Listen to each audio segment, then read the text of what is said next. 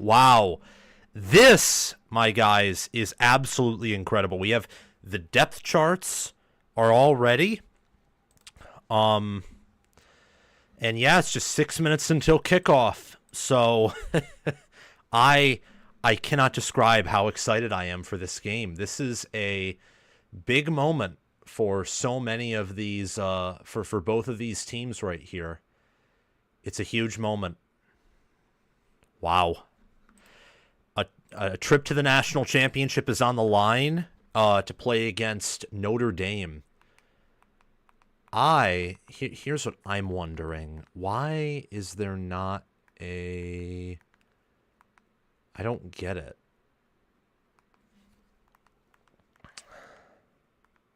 Looking for the sky cam.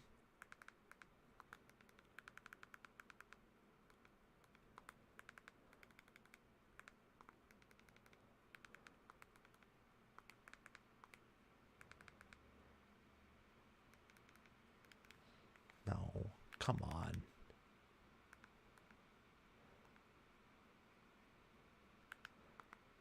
No.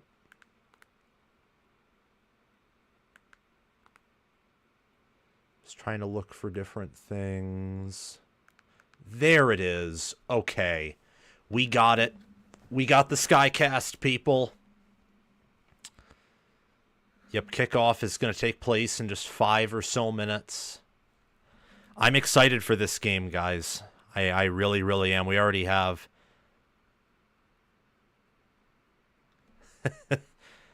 How many? Oh, wow, we have almost 50 concurrent viewers. So everyone, stay on. Especially if you've been active on my channel for the previous 2 weeks, because we're doing a giveaway at halftime.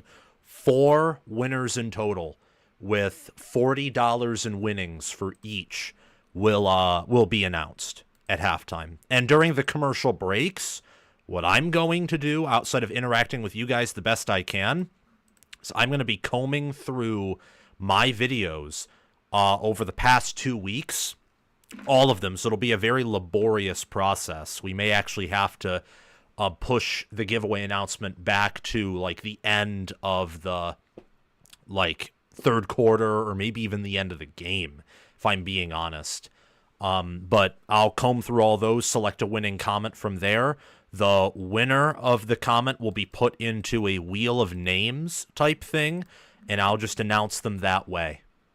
So, yeah. And both teams are out.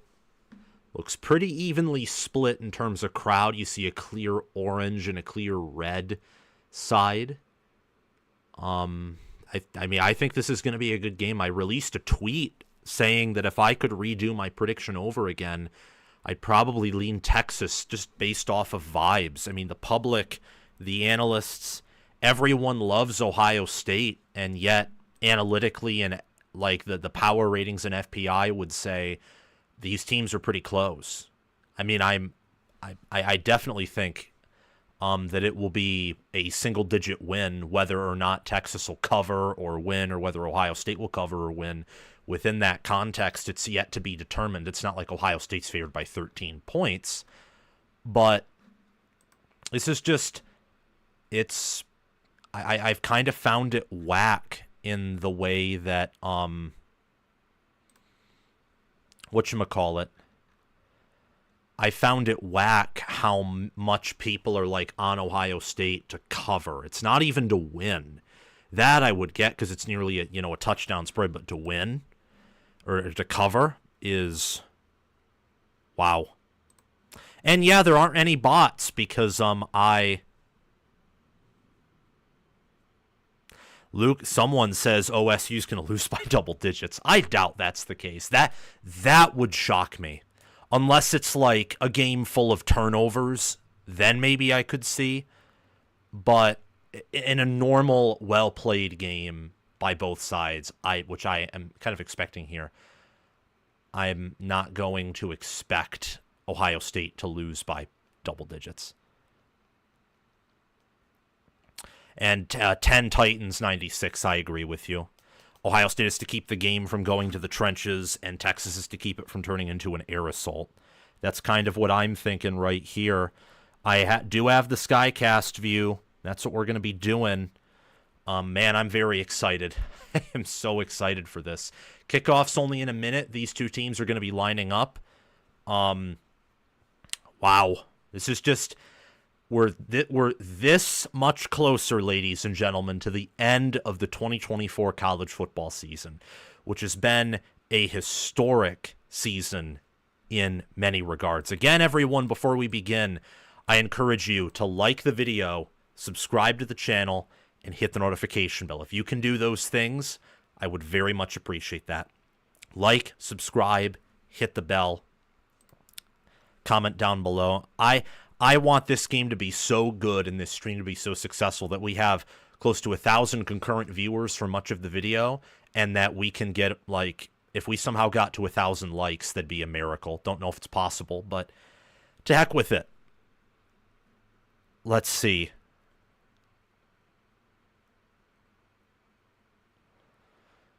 Ohio State's going to kick this one off, it looks like, and Texas will receive. So, yeah, I feel like I'm about to have a heart attack, if I'm being honest. King Kavosha, thank you for the $2 super chat. He says, Bevo for dinner. That's a funny comment. Thank you for that comment, King Kavosha. Thank you for the $2 super chat. I appreciate it. All right, Jaden Fielding is going to send this away, and the Cotton Bowl is on. And Texas just lets it bounce into the back of the end zone for a touchback. It will be 1st and 10 for the Longhorns at their own 25. Welcome to college football. This is what we live for here. This was the game I was the most excited for. Many others were the most excited for. Wow. And we get to see Texas against Ohio State here. They're coming out. They have Wisner back there with Ewers. An elite defense of Ohio State against a Texas offense that has sometimes struggled. It's going to be a little bit of a dump-off. And that dump-off right there is to number 81 for Texas, who is Juan Davis, second-string tight end. It will be 2nd and 6 from the 29. Looks like OSU... Now they're going to go with a 4-down D-line. Knowles has used actually a 3-down D-line at times throughout this postseason, specifically in the Rose Bowl. Juan Davis is going to motion again. Ewers is going to hand it off to Wisner, and Wisner is able to get through a little bit of a hole there, get out to the 33-34 for what will be a 3rd down and 2, be a 3rd down and short. So an opportunity here for Texas to get off, to extend their drive, and for Ohio State to maybe get off the field here. There was a good push from the O-line for Texas in a power sense, but of course, only picked up 4 yards. And if you're Texas, that's what you want. You want to be able to consistently get those 4 yards. Jaden Blue is in the game.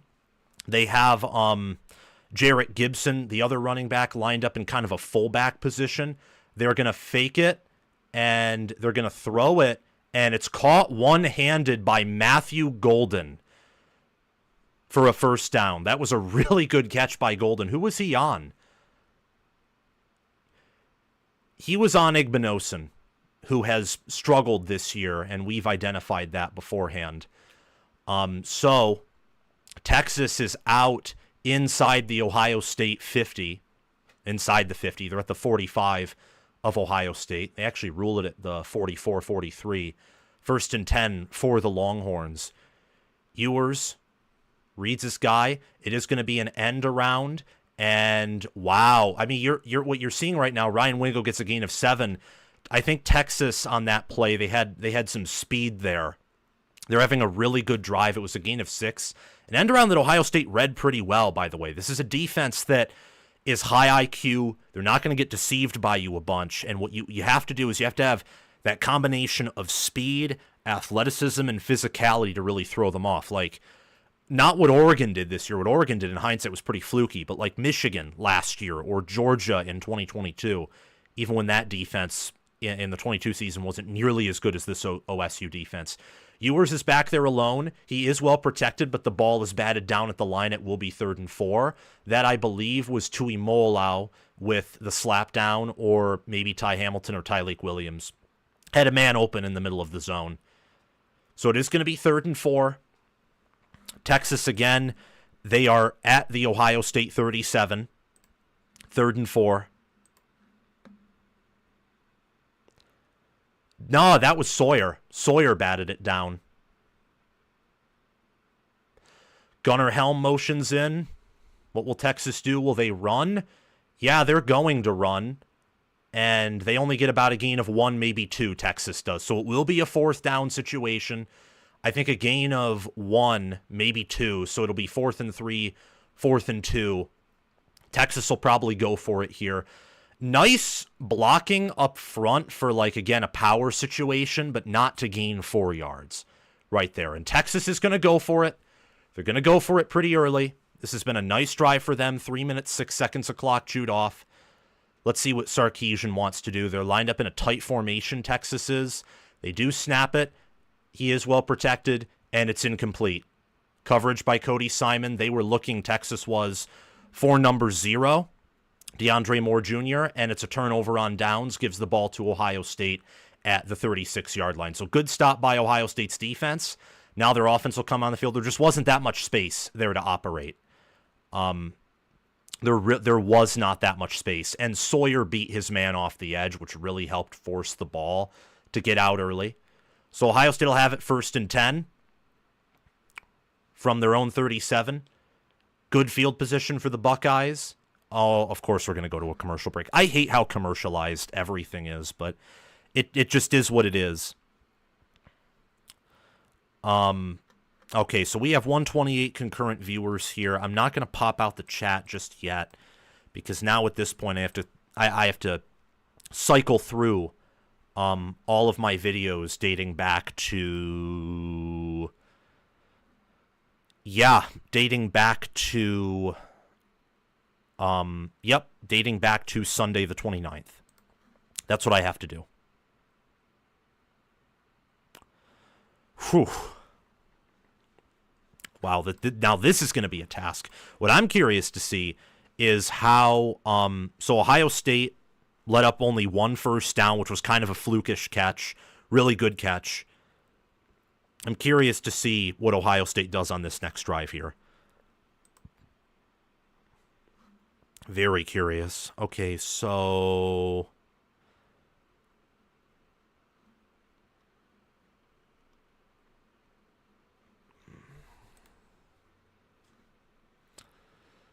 yep.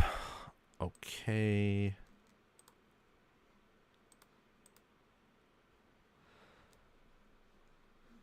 Did I? Oh no.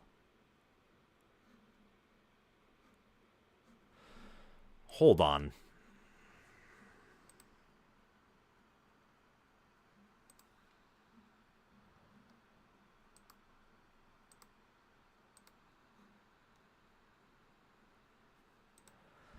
Just trying to see some things here, because I again, guys, I want to update the or whatchamacallit.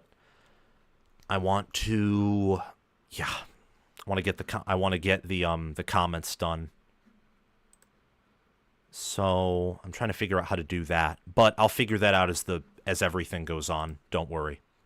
Okay, so Ohio State has it 1st and 10, 11:42 left in the first quarter. So Texas got the ball to start off. Ohio State receives out of half. 11:42 left in the first quarter. Ohio State's offensive line comes out. Will Howard, Quinshon Judkins is there. Texas is stacking the box pretty light. They are going to hand it off to Judkins. Judkins is able to get out to the 41-42, so it'll be 2nd down and 5, probably. He got to the outside there. Not too much to notice yet because it's just the first drives, but Ohio State is using a little bit of tempo here. They are going to hand it off again, and Judkins is stopped for a gain of 2, so it'll be 3rd and 3. So Ohio State, the difference in this game between the previous few games is they're starting off with runs. They're not starting off with passes. It's going to be 3rd and 3. They're bringing in G. Scott. Judkins is still in the game. Jeremiah Smith is in the game. You know what's hilarious about him is he how big he is. He's built like a running back, except he's tall and he plays at wide receiver. 3rd and 3 from their own 43. Need to get to the 46 to make it a first down. Will they throw? Will they pass? Looks like they're going to pass, and it is caught by Ibuka for a first down. So Ohio State gets a first down, and they're out to their own 49, 48. Texas playing a little bit off coverage there, and Ibuka just simple turnaround, gets the ball, picks up a first down. Reliable play.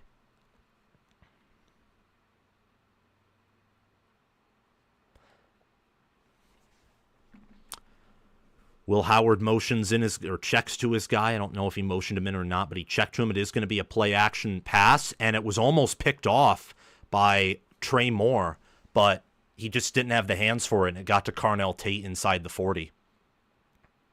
Risky throw there by Howard, but it did pay off. It's just a little bit too high, and Moore just didn't see it in time. Ball was almost tipped, too, at the line. Yeah, it was a good like athletic throw by Howard, risky decision. It's 1st and 10 from the 38. This team's so good at creating explosive plays. Let's see what they get here. Are they going to go deep for Jeremiah Smith? Yes, they are, but it is incomplete. Howard threw it a little too high, and Smith just couldn't come down with it, so they take their shot at 2nd and 10 with 9:25 left. And he went deep. It was a single high safety look. The ball was thrown just a little too high. Smith did his best. Actually, that ball may have been catchable, but could have been thrown better by Howard. Judkins is in the game. Ohio State, again, is, looks like they're going pretty heavy here. Wouldn't be shocked to see play action or a counter. Texas is going light in the box with only 6, though they might be bringing some type of blitz. They do. Judkins gets about a gain of 4, maybe 5. So it'll be 3rd and medium for the Buckeyes at the 34 of Texas. 3rd and 6, correction. They have a little bit of a methodical drive going on here. Took their explosive, didn't work out. Henderson's in the game, though. Wouldn't be shocked if he was out there as a receiver. They are going to move him out there as a receiver. Got Jeremiah Smith, got Emeka Egbuka. They motion him back in. They have G. Scott instead lined up as a receiver. Howard is going to step back, and he has a wide open guy. It's caught for a first down. Texas sent 4. Emeka Egbuka caught it, and it's 1st and 10 at the 24-yard line. 8:30 left in the game.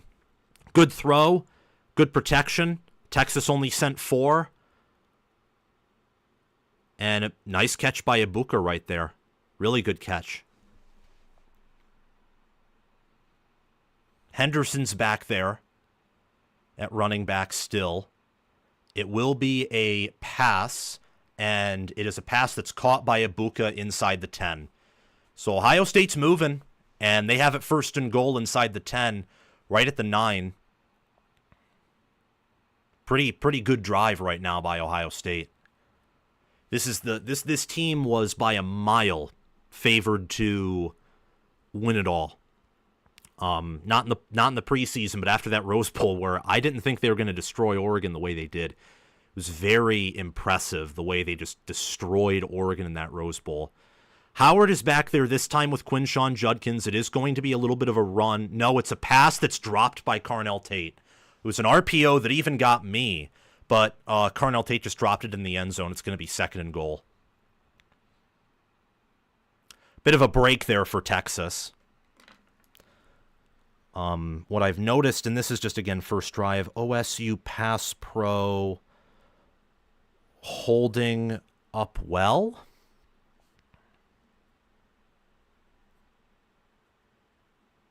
That's what it looks like. Either that or Texas is just being very conservative. Truth's probably somewhere in the middle. This is going to be a run for Judkins. Judkins actually gets into the end zone. Wow, good play by him. Texas read it well, but his shiftiness just compensated for that. And Ohio State's on the board first. Wow. That was an impressive run. Touchdown, Buckeyes. 9-yard rushing touchdown, and the Buckeyes are up 6-0 early on. He just broke tackles right there, put his head down, and kept on running. And Ohio State's up first.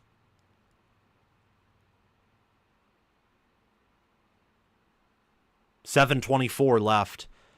Ohio State will make the extra point. They do. And it's halfway through the first quarter. These games go by very quickly. Very, very quickly now. We'll see what Texas does when they respond. Again, 7:24 left in the game.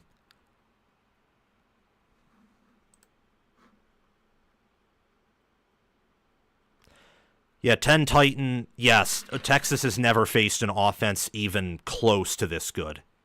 Never. They have not. All right, we have almost 200 concurrent viewers, which is awesome, which is incredible. I'm going to insert some ads here. Of course, you have YouTube Premium. This doesn't really matter. And then I am going to continue to try and find a way to get the comment roulette going.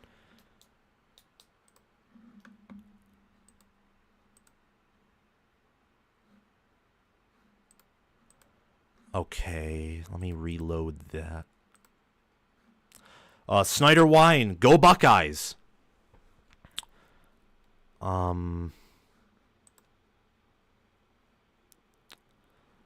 Let's see.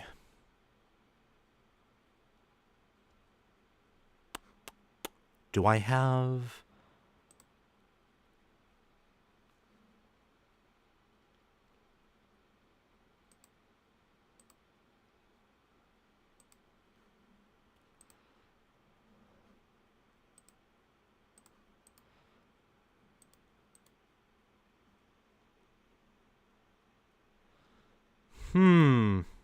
I don't know exactly what's going on. Oh, I found it. Guys, never mind. I found it.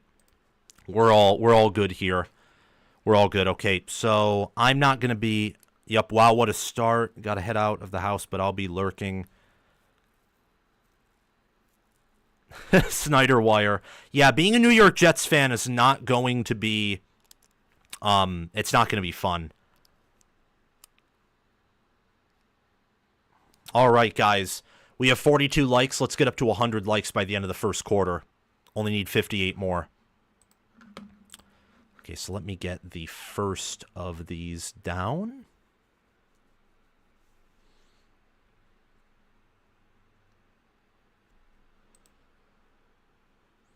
All right.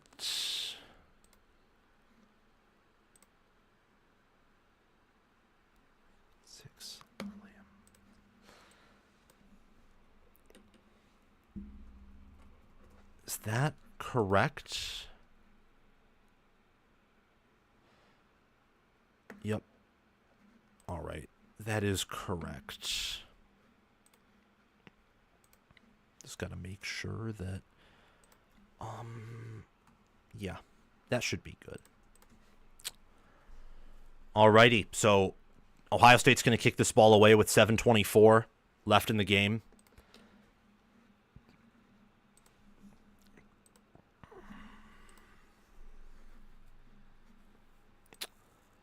Really what I liked about that first drive for Ohio State is their running backs and how Texas was able to get past the O-line at points, but there was enough of a hole from the O-line and the running backs were good enough to where they got through. And that was what that 9-yard touchdown was. Right there. Okay. So, get to save that. This will take a while, guys, the whole, winning process, but we'll get there at some point.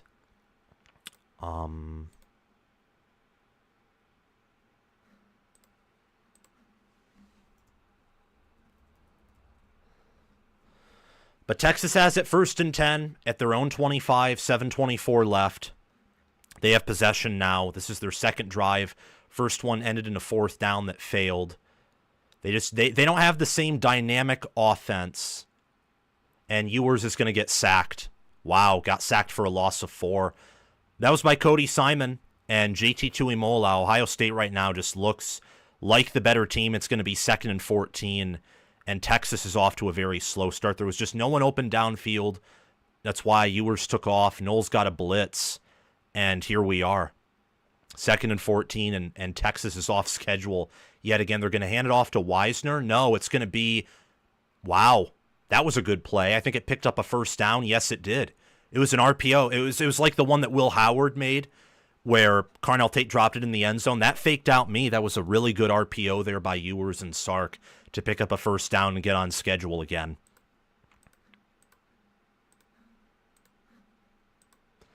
First and 10. They shift over, I believe that's Isaiah Bond. It is going to be an RPO screen. And Bond, not off, but in Ohio State territory. Nice little RPO screen there, and Texas is in Ohio State territory at the 42. It was an RPO screen, is what that was. A little bit of a potential fake handoff. And Texas is now using some time.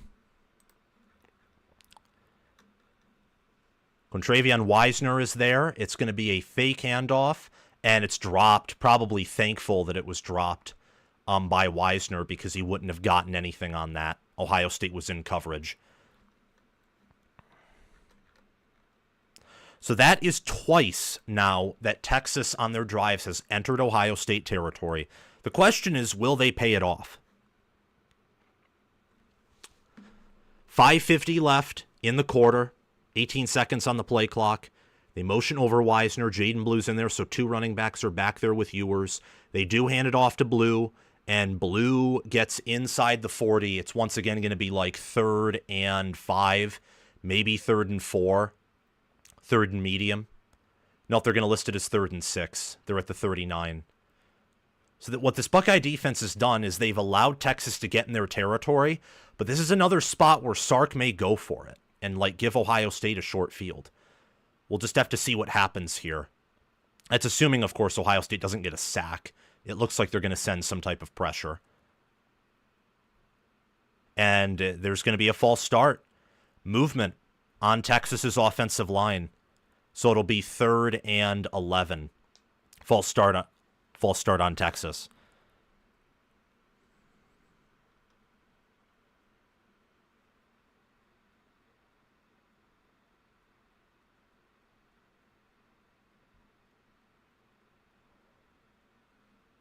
.5:14 left. Wisner is back there with Ewers. It looks like Ohio State may back off. No, it looks like they might send pressure. Maybe a bunch of 6 coming forward. Nope, they only send 4. Ewers is well protected, and Ewers is going to go down. He's sacked. So Texas will have to punt with 4:55 left in the game. That was number 59. 59. Oh, I think 58. That was Ty Hamilton. Not 59, 58. So Texas will have to punt after another drive in Ohio State territory. Just comes up with nothing because the coverage is too good. Ohio State's sitting in zone, and they're just... Again, this is the nation's best defense, and Texas's offense is just good. It's not elite. So 4th and 16. Texas is going to punt this one away. Ball is going to be fair caught at the 8, I believe, or maybe 9 by Brandon Innes with 4:19 left. And I believe we're going to go to an ad break. Are we? I think we're going to go to an ad break. That's what it looks like. Yep. Knew it. We're going to go to an ad break. Okay, so let me see what the chat's saying. Defense is elite right now. Quinn is addicted to stepping up into pressure. Ewers moves like an old man. Yeah. It's not looking good for Texas right now. They've been able to get yards, and they've been able to keep the TOP even, but that doesn't matter if Ohio State keeps scoring touchdowns and Oregon and Texas can't. I said that because Oregon was able to like control the TOP a little bit at times. They weren't able to move the ball as well as Texas is right now, but my goodness, just early, it's pretty clear that Ohio State's coverage is doing a phenomenal job, better than Texas is, and Ohio State can run the ball, and Texas is having a little bit of a challenge running the football. So, yeah, that's basically the summary of the game right now. Okay, I'm going to continue with all of this, picking winners and different things. Okay, Jim Earl.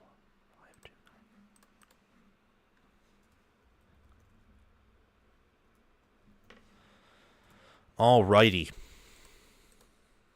Yep, Ohio State will have it 1st and 10 at their own 8. Could be looking for a big play.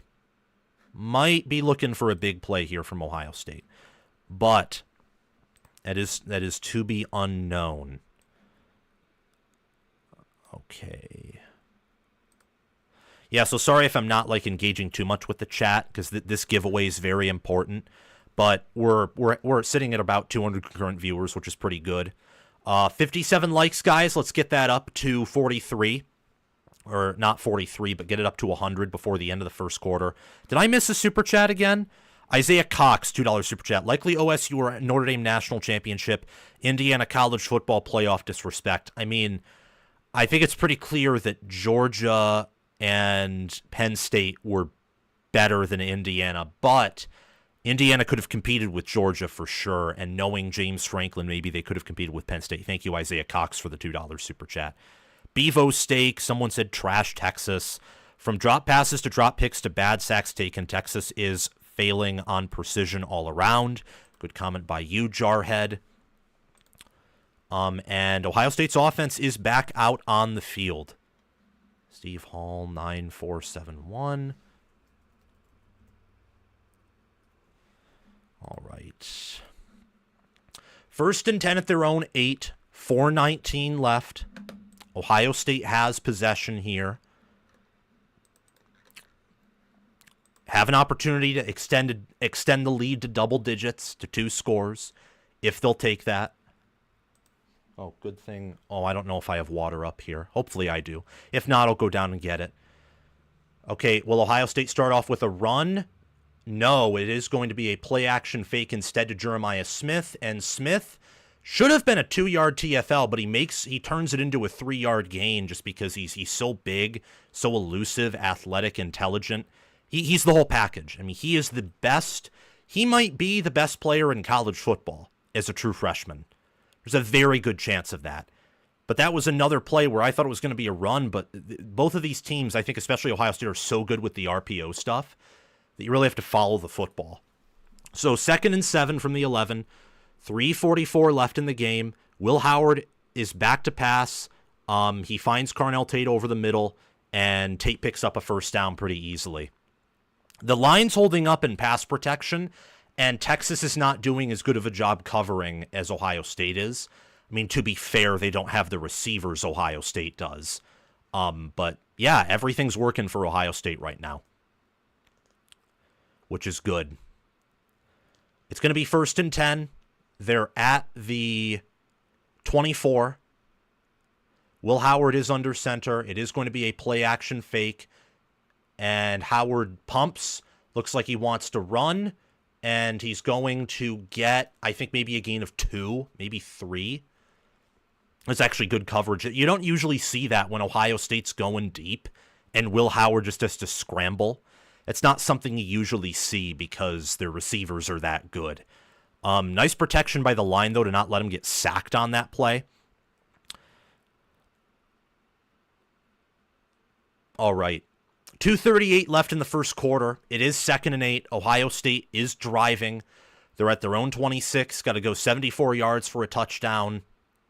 And I would say probably 50 yards for a field goal attempt. It is going to be an end around to Henderson. Henderson has blockers in front. Henderson breaks a tackle. And Henderson is out of bounds with a 1st down. Nice little play design there by Chip Kelly. And Henderson's just so athletic that, yeah, he's going to get out and he's out to about the 50 right now.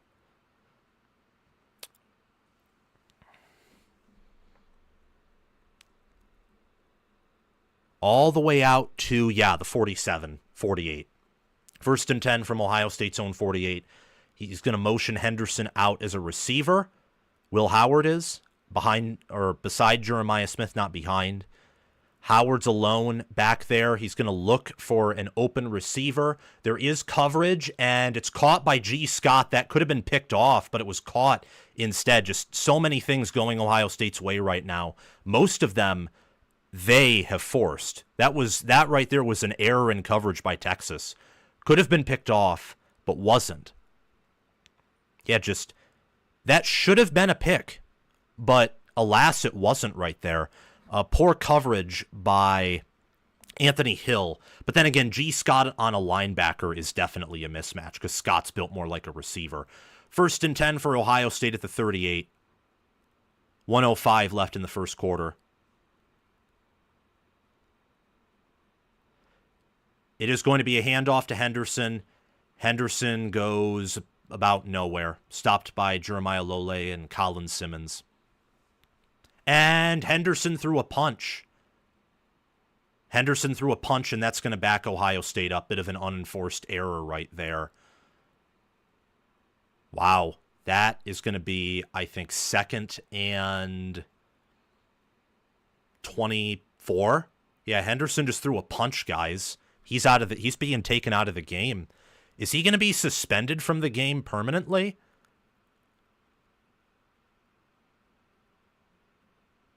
Is that how this works? Because he either threw a... Did he...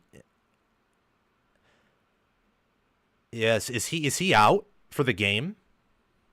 I could be wrong there, but that was not necessary. Not necessary at all. That was... Ugh. Okay, 2nd and 24. Judkins comes back in. Guys, if you can't answer for me in the chat, is he out for the game? I don't know. I don't know the specifics behind that. 2nd and 24. 47 seconds left. They are just going to hand it off to Judkins. Nope, it's Will Howard on a QB run, and Howard is tackled behind the line of scrimmage, so it's going to be 3rd and very long. And, guys, we're so close to 100 likes. So, get us up to...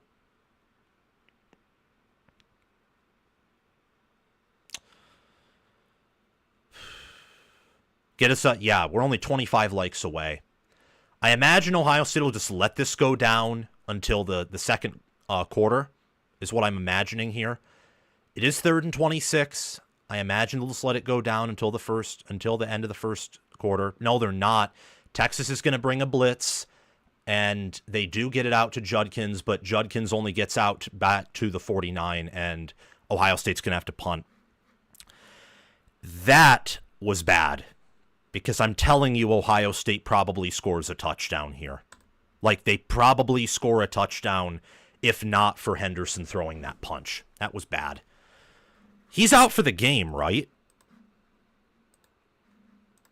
I think. Yes, exactly. 10 Titans, 96. It killed. Absolutely killed the drive there. I don't know why you do that.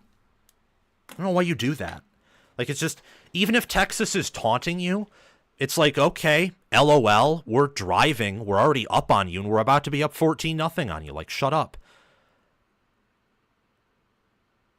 Henderson cost us right there. Yeah, exactly, Brutus Smithers. It's an idiotic penalty. It's moronic. It's like, why? There's absolutely no point in that. None.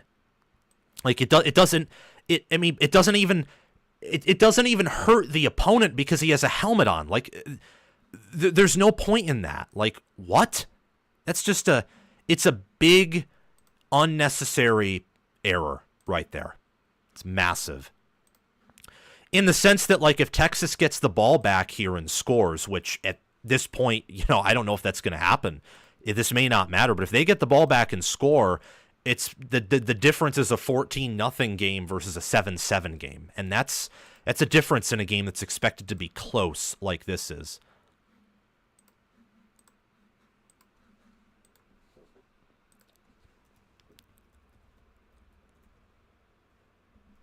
That's just insane. It's crazy. Okay, we're only 20 likes away from 100, guys. Get those likes up. Sam, I hope you're a Buckeyes fan, LOL. I'm not a Buckeye fan, but I'm not a Texas fan either. BK, what happened is Henderson punched Henderson punched a Texas defensive lineman. It's Chris Lane. Sam has Brutus tatted on his chest. Yeah, let me show you. Like, tears off my clothes, and I have, like, Ryan Day, who's, like, as big as the Hulk with Brutus on his chest. That'd be a pretty funny tattoo.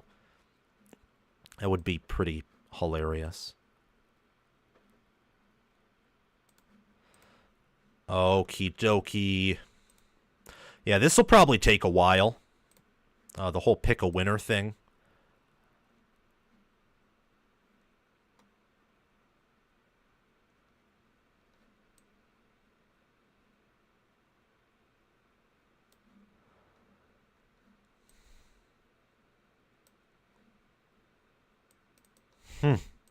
What?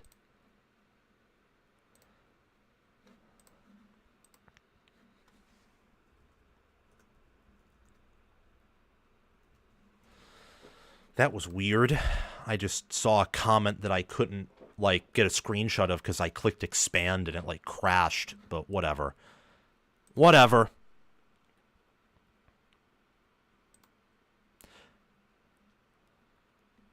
So Ohio State will punt it away. Joey McGuire is back. And it's going to be returned by Bolden. And Bolden fumbled it, recovered it, and he got it out at the 24. If he didn't fumble that, he may have been gone. I don't know who that was forced by, but Bolden clearly is frustrated at himself. A lot of unforced errors from Texas early, with the exception of Ohio State punching the face mask. That's been their sole unforced error of the game. That was number 92 of Ohio State, a special teams guy. I don't even think he's... Who's number 92? Yeah, he's a special... No, Caden Curry. That's Caden Curry. Going to be a future Ohio State starting DN next year, and I think he'll be a star, just based off of what people have told me. But it's 1st and 10 at the 25 for Texas.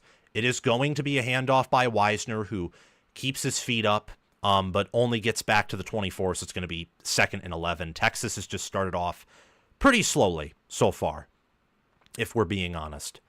Pretty slow is what they've started off.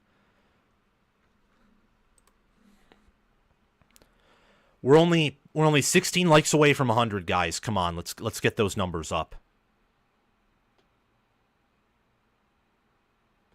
Ewers is back there alone. He is going to throw it with a blocker in front of him, and Jaden Blue gets out to the 29, but it looks like there's a flag. It's probably coming back. That's what movement says. It's probably coming back. It's going to probably be a flag on Texas. Yup. It's going to be a holding penalty. I think, right? Yup, holding on Matthew Golden, I think. Face mask. Ooh, that's not good. Face mask on Matthew Golden.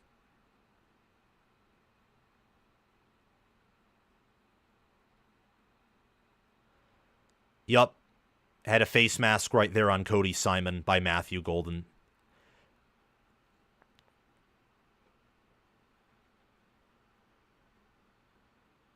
So it's going to be 2nd and very long from the 14. 2nd and 21 to be exact. Ewers has time in the pocket. Gets it off to DeAndre Moore. DeAndre Moore, I think, gets back to the original line of scrimmage. Yes, he does. So it's going to be 3rd and 11, 3rd and 10, 3rd and 11 from the 24. In a better position to convert this, but likely another punt coming for Texas. Texas is one-dimensional, after all. They can't run the ball, as people are saying in the chat. They've ran it for like a few times against Ohio State, but So Ohio State sends some pressure, and the ball's out, but Texas recovers it. So Ohio State's been getting pressure. That was Igbinosun on a corner blitz right there. So this is someone identified this to me where Georgia sent exotic blitzes against Texas to get their O-line messed up. That's exactly what Ohio State did right here. They just sent a corner blitz, which I've never seen Ohio State do. Good call by Knowles. Really good call by Knowles there. And right now, if you're Texas, this is not good. You're being totally outclassed by Ohio State. Punt is going to be returned by, I believe, Caleb Downs. Yes. Caleb Downs is down inside of the 35. So it'll be 1st and 10 Ohio State at the 33. Likely a commercial break coming on. Yes. Yep, commercial break. Only 12 likes away from 100, guys. Let's get up to that number, and if we can get up to 200 before the half, that would be incredible.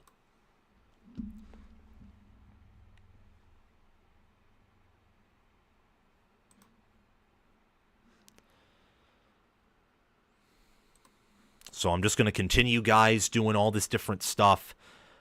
Yeah, Texas can't run at all. Anthony Wadlington, was Travion Henderson kicked out of the game? I think if you throw a punch, it's like similar to Trayshawn Holden spitting on Igbinosun. Like certain types of unsportsmanlike penalties get you just kicked automatically.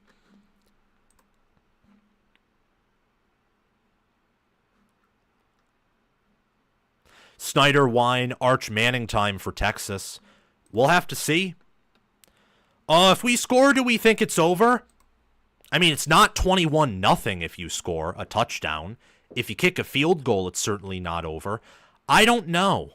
I mean, right now, I'd obviously favor Ohio State to win. That's kind of beside the point right there. But we'll have to see, really. Okay, got the pop-out chat in here. Now, again, guys, let me continue with the whole giveaway thing, obviously.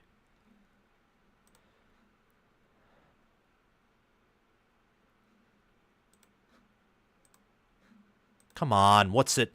Why is it doing that? Come on. This is frustrating.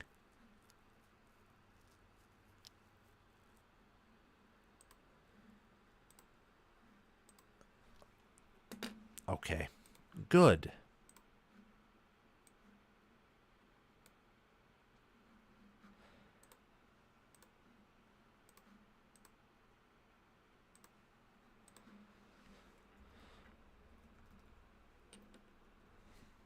Okie dokie. Let me see what all of you are saying in the chat again. 8 more likes until 100, guys. Let's get up there. King Kavosha, kind of glad Ewers didn't stick at OSU.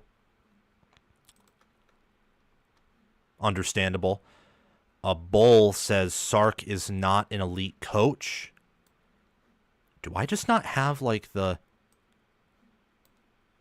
Yeah, Sark's not an elite coach. I wouldn't put him up at elite right now, for sure. But I think he's certainly a good coach. So Ohio State has it 1st and 10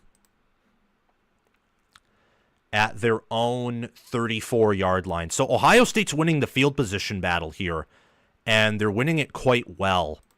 It's not something you want to see if you're Texas. 1st and 10, 12:28 left in the half.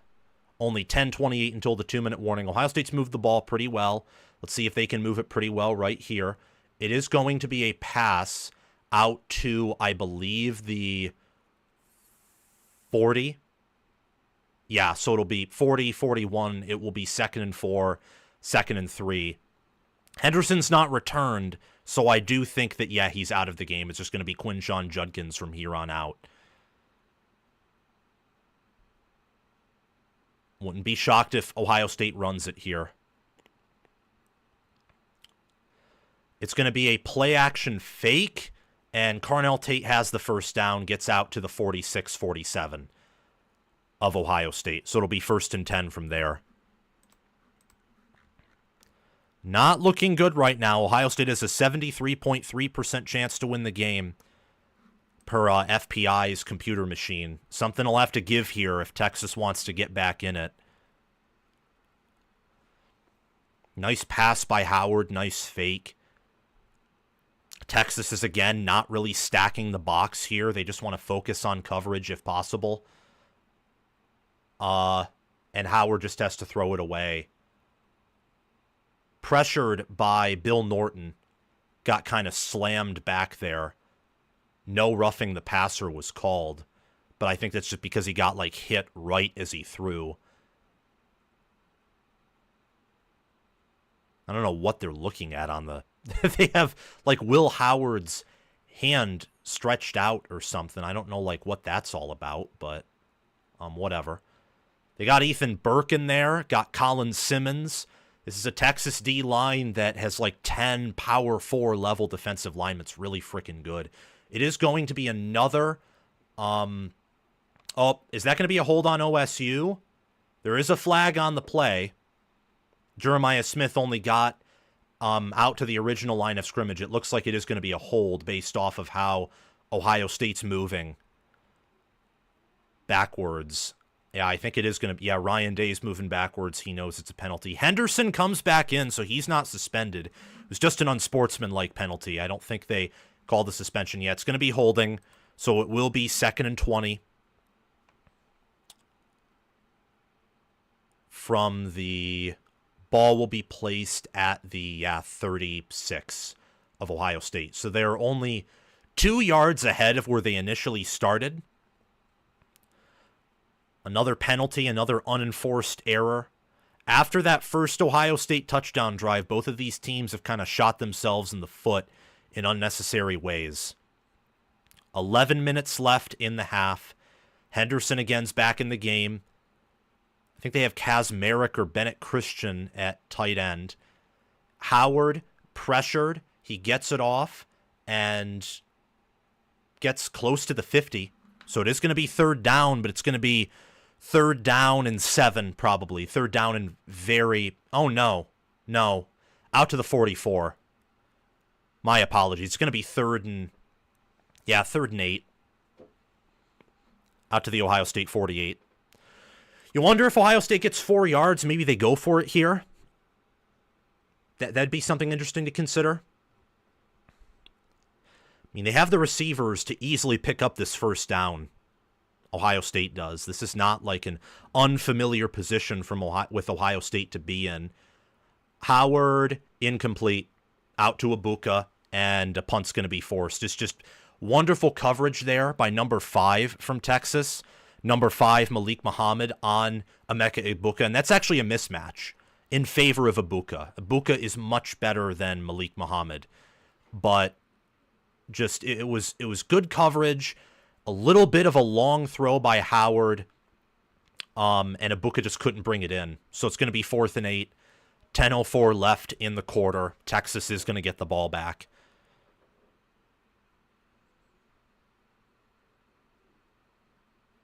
They will punt it. Joey McGuire punting. It looks like it's going to be a pretty deep punt that is going to take an Ohio State bounce.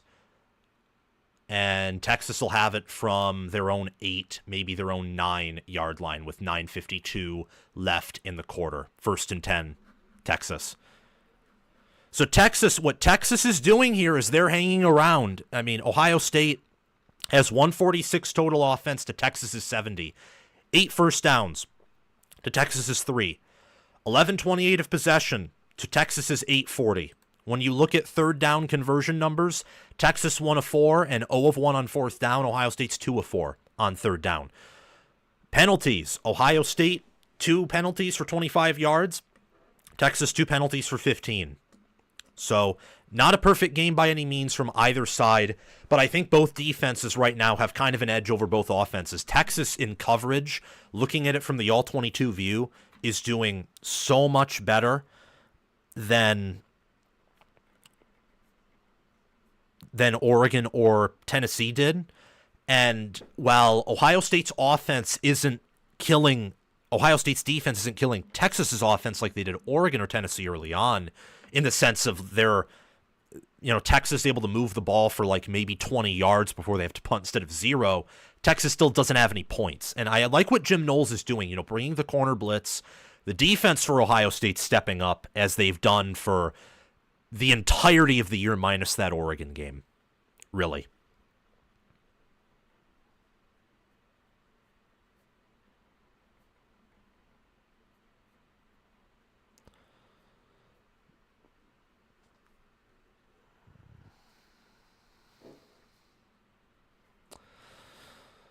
Oh, yeah, this is just a lot to manage, the giveaway stuff and all that. RS National.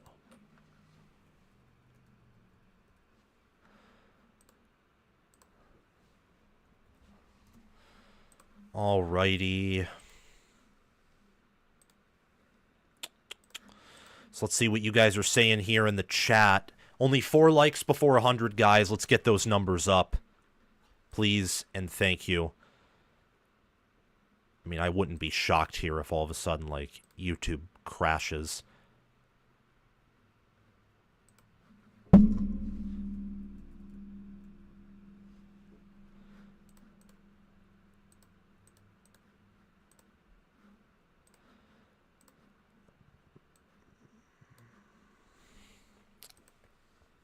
So that's what I'm noticing so far, guys, is that both of these defenses are stepping up. I think that's pretty obvious.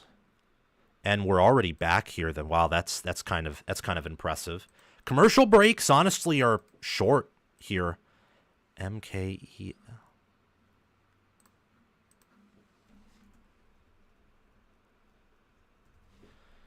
All right.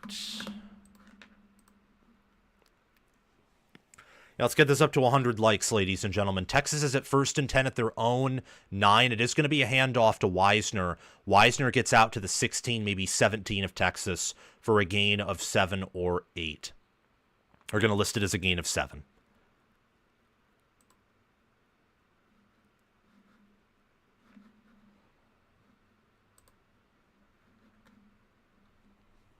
$9:30, by the way, left in the quarter.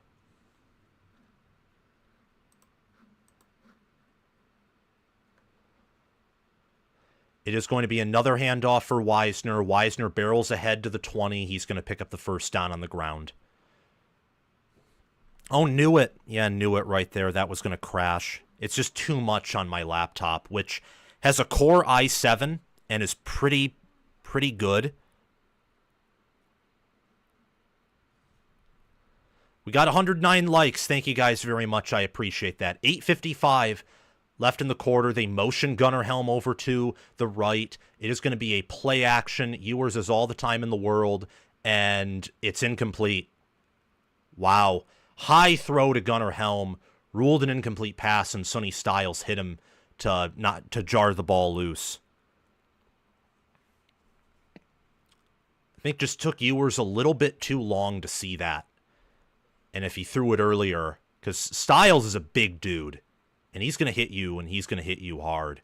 And Helm just couldn't come up with it.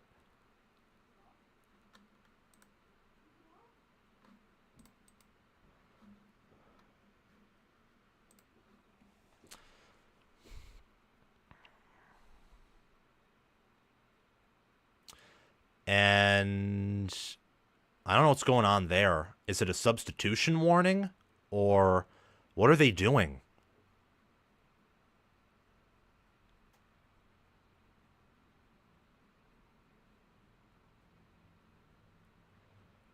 What are they talking? Like, there's something going on. The game's been delayed for whatever reason, and they're circling in on Sonny Styles. I don't know why. Are they, like, trying to rule if he targeted him? Is that what's going on? Oh, yeah, that's exactly what's going on. Are they going to try and get a targeting call?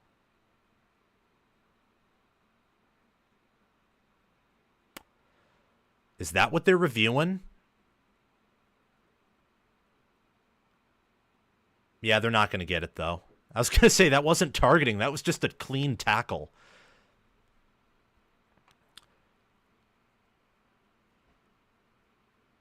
That was a pass out to DeAndre Moore Jr. Gain of 4, maybe gain of 5. No, yeah, gain of 4. It's going to be 3rd and 6 for Texas from their own 29. There is an injured Ohio State player down, though.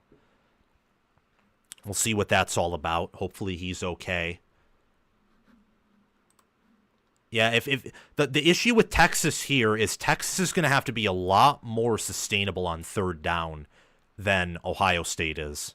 They're doing a good job of resting the defense, like of keeping TOP within distance, but that ultimately, you know, they are going to take a commercial break. Okay, so we'll take a commercial break here.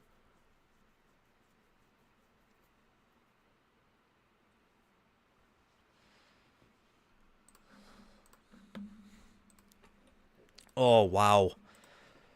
Whew. Welp, we're slowly but surely getting through this. My goal is by halftime to have everything picked. This one, there was the comment that actually won here, verbatim, was, or at least not a winner, but someone who's been picked to participate in the winning in the pick'em wheel. By a guy named Timmy. OSU and it won't be close. Timmy Krantz said that, and maybe so. The way the game's playing out right now, the final score will probably be like Ohio State 27, Texas nothing, based off how the game's playing out right now, which would be pretty insane.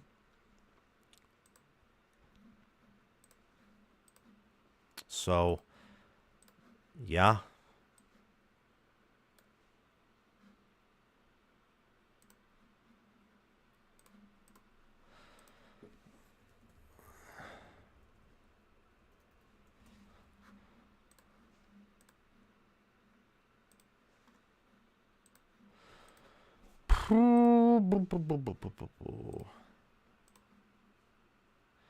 So what do you guys think so far?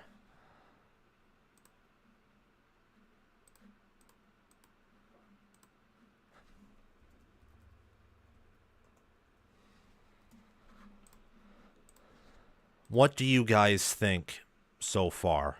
That is what I want to know here. He designed a good play. His QB has just been awful.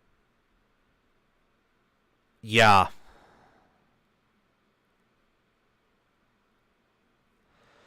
Third and 6. 8:31 left in the quarter. 6:31 until the 2-minute warning.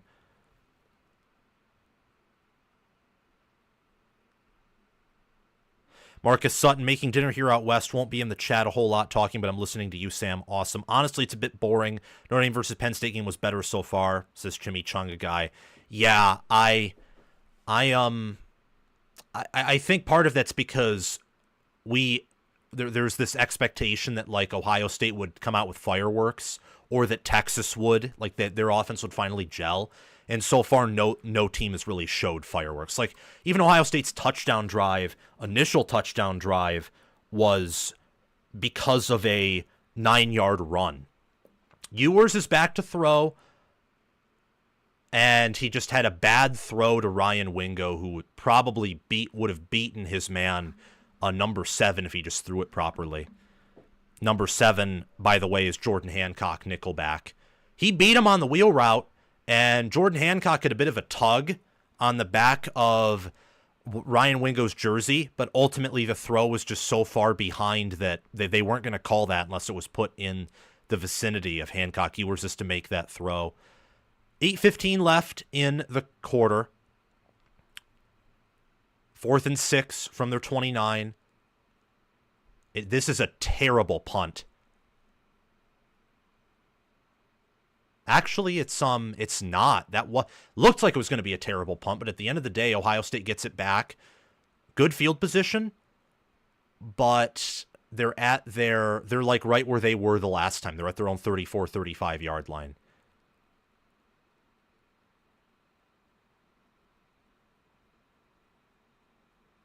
I don't know what they're reviewing.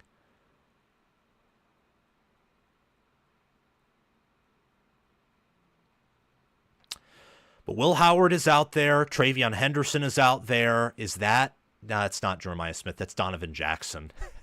I saw the 4 on the jersey and the longer hair, and I'm like, oh, maybe that's Jeremiah Smith, and he was tall.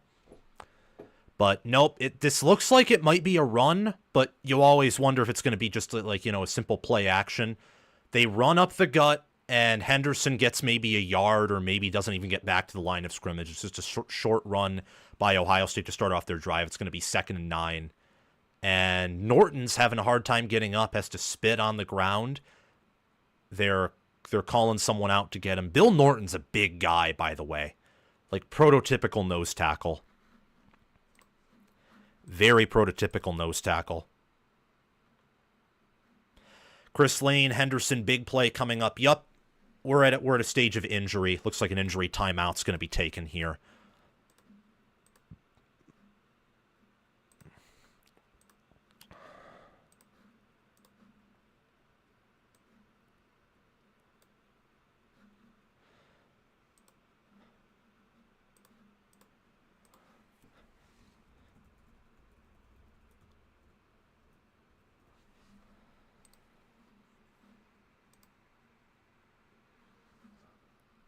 Yep. All right. Looks like Ohio State actually, they brought out Tegra Shabola. They're rotating offensive linemen. Looks like. I said who got injured, BK. Bill Norton for Texas, their D tackle. I said that. Bill Norton's their nose tackle, number 15. He got taken out of the game. Judkins is back in there, but so is Henderson. Henderson kind of lining up in like a fullback position. Will this be a run? Yeah, it will be a toss for Judkins. Judkins, did he pick up a first down? No, but he got it manageable. There is a flag, though, and it looks like Ohio State's O-line is going to be walking back. There's a flag in the backfield. I think that was a hold. Yup, hold. So it's going to be 2nd down and 20? Oh, yeah, that was unnecessary, too. That was by number 70 for Ohio State. Josh Fryer. Very unnecessary. He shouldn't have. If he didn't do. If he. There are some holds where the only way they're getting a big play is if you hold. That was not one of those plays. I think Judkins would have made that play with or without the holding. Totally unnecessary by Fryer there. So it is 2nd and 20 from their 25.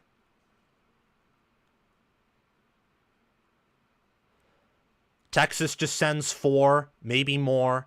Passes out to G. Scott. G. Scott gets down back to the 32-33, and he's a little bit slow to get up. So it will be 3rd and long for the Buckeyes. 3rd and 13 to be exact. 6:50 left in the quarter. They're focusing on Anthony Hill Jr. right there for Texas, one of their best players that has 7.5 sacks on the season. This is a low-scoring game. Very low score. 7 total points. 7 total points. Let's see what happens here, though. It's going to be a pass, of course. Did he get the Texas guy off sides? No, I think... Maybe he did, maybe he didn't. It may have been a false start, though. We'll see. We'll see what the main ref calls. Who's it going to be on? Is that a false start or is that a offsides? I don't know. Yup, false start. And that was number 51, I believe. 51's Luke Montgomery. Yes. Starting left guard. So it's going to be 3rd and 18. He just fell. He fell back like a half second or second early. 6:22 left in the second quarter. And Ohio State's had 2 penalties relating to their O-line on this single drive, 3 all game. It's just in total juxtaposition to what happened against Oregon, where like their O-line played pretty perfect throughout the game. This is going to be an interesting passing concept here, and I think it's going to be caught, yes, but it's going to be short of the first down marker by about 3 yards. So Ohio State will send out the punt team. Nice play design. Would have worked if not for the false start, and that's just an unforced error that kind of kills your feelings if you're Ohio State, because if not for that false start, that play would have been 2 yards beyond the line to gain. Drive would be alive. They may fake it. They might fake it, but we'll have to see if they do. I feel like you just want to trust your defense here, and that is exactly what they're going to do with Joey McGuire, who punts this ball away. It's going to be fair caught by Silas Bolden at his 15. So McGuire's had pretty good punts so far. Ohio State's actually winning the special teams battle and the field position battle, which is not something I would have expected to say, but here we are. Let's get these likes up, guys, to 200. We're only 84 likes away from 200 likes. We have 300 concurrent viewers. Come on, let's get those likes up to 200. I know you guys can do it. And yeah, this is a very back and forth game where Texas is just hanging around. And what Texas's goal should be here is they should drive down, get a touchdown with no time left, make it 7-7 entering half. What's so interesting to me, too, is you look at the box score. I mean, Ohio State's averaging 7.4 yards per pass attempt, 4.8 yards per carry. Texas is only averaging 0.6 yards per carry and 6.9 yards per attempt. The real difference is here, Ohio State has 40 yards in penalties. Texas is 19 yards in penalties. And the penalties have really stalled these OSU drives. Really. And also, we're seeing Ohio State struggles on third down return. A huge part of it's the penalties. But those penalties are all in the O-line, and that's not by a coincidence. The O-line of Ohio State is their weak spot, and you're seeing that here. Like, Texas is, whether it's, in my opinion, the fact they're just better than Tennessee or Oregon on the D-line, or whatever they've been doing, they found something that's working for them on the line of scrimmage. They've just have found something. Okay, that was for that video. This is going to take, again, forever, guys, but if I'm going to, try and keep reading chats best I can. Michael Burnett says, go blue, go blue. Brutus Smithers says exactly what I am. Texas is just hanging around. That's all they're doing. Brutus Smithers, this smells like the Michigan game, ... I'm nervous. I said entering this game that I did not know who was going to win, and I picked Ohio State in my preview video because they're just the better team. I think right now this game is showing that. What I did say before kickoff was that I felt like if I had to redo my pick again, I would have taken a risk and went with Texas to win just because everyone, is betting on Ohio State to win. Everyone picked Ohio State to win. And you typically don't like it when the public is vastly in favor of one team in what should be a close game like this one. But we'll have to see. And then on the Corn Craze stream and my stream last night for the Orange Bowl, I said straight up I believe Texas is going to cover.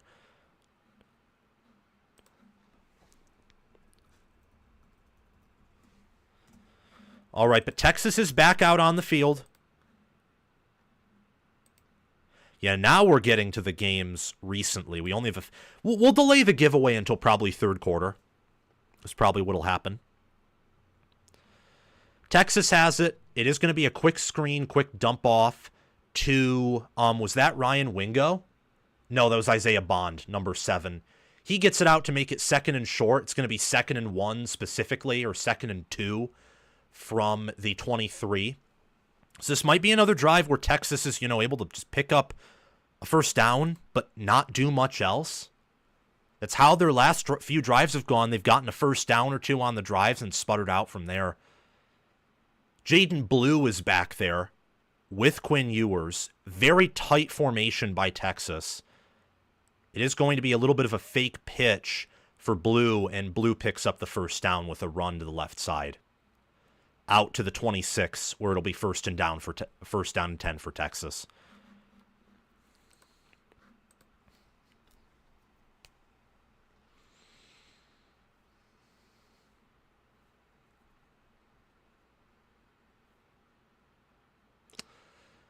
.420 left in the quarter. Wisner's back in. They're going to motion DeAndre Moore Jr. They're going to run Wisner. Wisner as a whole gets about a gain of 5 on the ground. It's going to be 2nd and 5 at the 31. I'm seeing good blocking by Texas up front. Really at guard and center. That's what I'm seeing right now. Ewers is back there alone. It is 2nd and 5 from the 31. Ewers back to throw. He's going deep and incomplete. Overshot his man, DeAndre Moore Jr. It's going to be 3rd and 5. If he didn't overshoot him, that could have been a touchdown. He had his man, I believe it was Lathan Ransom, beat a little bit.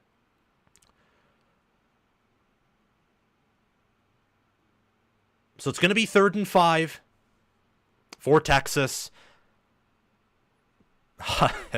Yeah, Chris Lane, you got me, 420.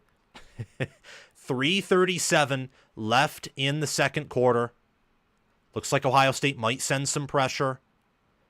Defense is off kilter a little bit. Ewers is going to step up, throw, and it's dropped. Wow, Isaiah Bond dropped that one. Wide open, too, and he just dropped it. Missed opportunity by Texas to extend the drive. It's just mental errors for both of these teams, and Texas will have to punt. He beat his guy. I mean, he made Jordan Hancock fall over, but he just couldn't bring it in. Wow. That's just bad game by the Texas receivers right there. So Texas will have to punt, and they do get it off. The punt is going to be fielded at about the 26, I believe. Yes, 26 of Ohio State. Very, very, very sloppy game again. 3:23 left in the quarter. 7-0 Ohio State is still the score, and I expect a commercial break to come up here. Nope. I think they're going to wait until the 2-minute warning is what they're going to wait for.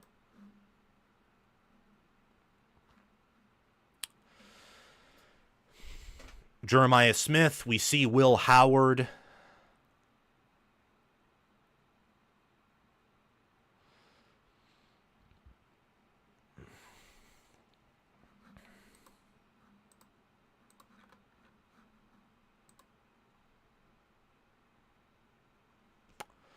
Howard takes the snap. It's going to be a handoff to Judkins. Judkins just gets a gain of like maybe 2. So it'll be 2nd and 8. I think Ohio State wants this to be the last drive and double dip here. No, he just got back to the line of scrimmage. It's going to be 2nd and 10.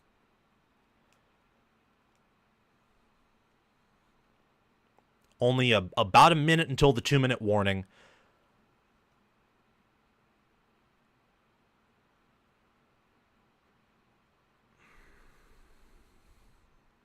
Texas is going to send a blitz, and it's low, bad throw by Howard, and it is incomplete. So it's going to be 3rd and 10 with 2:41 left in the quarter.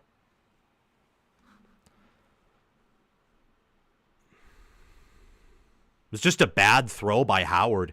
If it was a better throw, it was tipped. It was tipped by number 11, Colin Simmons. Good play by him. Colin Simmons, true freshman with almost 10 sacks on the year. He tipped that ball. Thought originally it was going to be an incompletion, but no. It's just a tip. Texas sent pressure that time. It looks like they're going to only send 4. Try and keep it a little bit safe. No, they bring the house, and Will Howard's going to get sacked at the 21. That was Anthony Hill Jr., who we identified as kind of an X-Factor player, maybe an alien in this matchup. And I think what'll happen here is Ohio State will just take it down to the 2-minute warning and punt this ball away. So Texas did bring a blitz. They didn't bring a blitz look, though. It looked like they were going to only send 4. And then Anthony Hill Jr. was the guy who got the sack coming from the left side of Will Howard's vision. It's going to be 4th and 17 for the Buckeyes. Horns get pressure. Both D-lines are winning the line of scrimmage. That's something to write down. Wow. So maybe Texas gets good field position here just because of like that sack. That's the furthest Ohio State's been in their own territory. with the exception of when they were at their own 8. That's the furthest they've been, like, in their own territory. I'd expect Texas to get the ball at their own, about their own 40, 30. But Joe McGuire's had good punts so far this game. Yeah, this is a defensive slugfest. It's what I said in the preview. This is going to be a low-scoring game. It's just depends on, whether Texas can muster the offense to win it. Because we know Ohio State has offense. That's why they're ahead right now. That's why they're up 7-0. But, yeah, this is a pretty close game. The win probability has shifted anywhere from Ohio State given about a 75% chance to a 65% chance. It's been bouncing up in that area right now. And FPI picked Texas to win this game, actually. I'm very, very curious to see who comes out on top. But let me not do that. Okay, so where were we? There we were.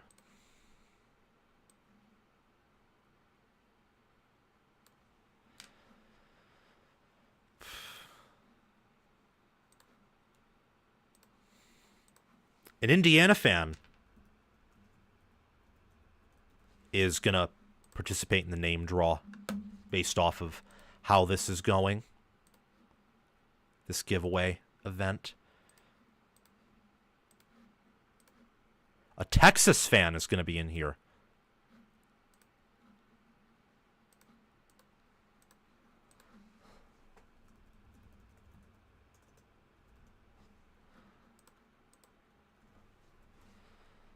Yeah, and remember, four giveaway winners, guys.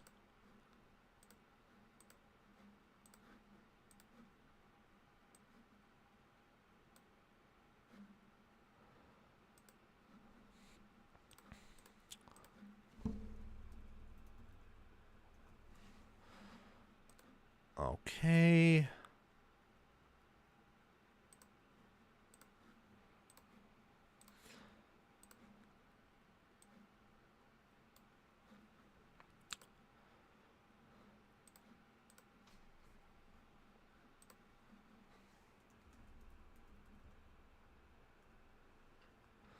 And we're back in the game. I really want to get the giveaway over at halftime if possible, guys. That way I can be, fully focused on this game. But Texas is going to receive this ball, given they don't muff it or fumble it like they did. Let's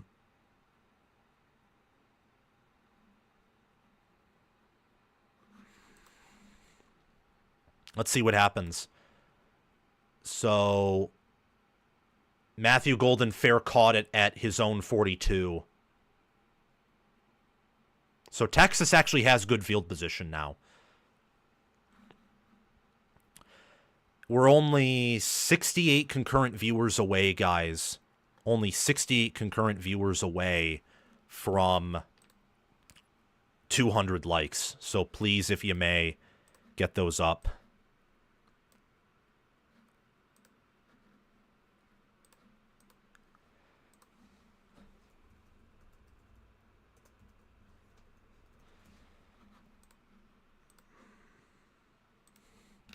First and 10, 1:52 left in the half. Texas has possession. Let's see what happens here. It is going to be a handoff to Wisner. Wisner gets to the 42, maybe 43. It'll be 2nd and 8, oh no, they're going to rule it 2nd and 10. Only got back to the line of scrimmage. Good play there by Ohio State's defense. And it looks like Texas is just kind of content to run the clock a little bit. I understand they don't want to give Ohio State the ball back with a 2-minute offense. Ewers, he's back there with Wisner still. It's going to be a fake pitch, and he is going to throw it away.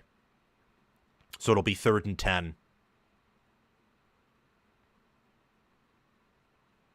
1:15 left in the second quarter. I mean, Texas's offense has not been able to do anything. And I mean anything against Ohio State's offense. Nothing.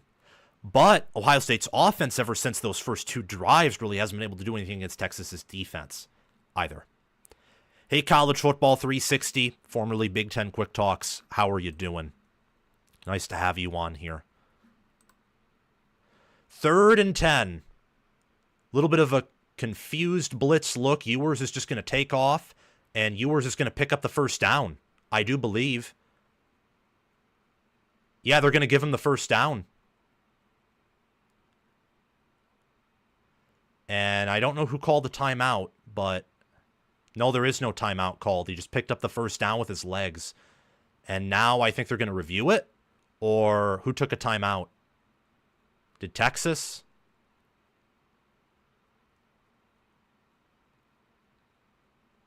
Because he picked up that first down right there. Oh, they're going to review it. But I think he picked up that first down. Let's see where that knee is. There he's past the 45. Oh, yeah, he's short. He's short. He's going to be short by about a yard. Wow. Good stop there, because I doubt Texas will go for it. Although at this point, you may want to, because I mean, I don't know.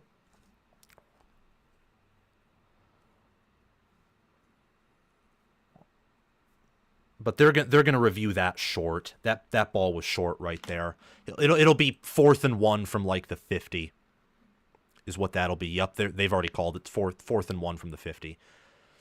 I know you don't want to take a risk if you're Texas, because Ohio State has all 3 of their timeouts, but at the same time, part of me thinks that I don't know. This is why I'm not a head coach, guys, by the way, because these decisions would drive me nuts. Plus, I've never played the sport of football. Of course, I'm completely unqualified. Completely not qualified.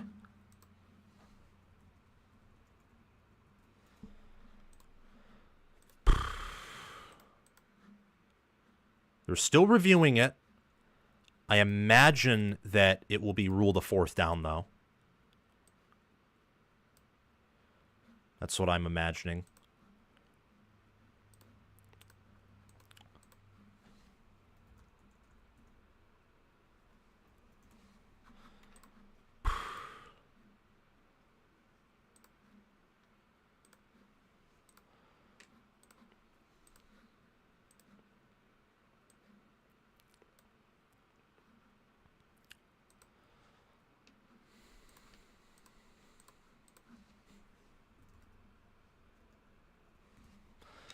Yup, so, yeah, it's 4th and 1. They're going to send out the punt team.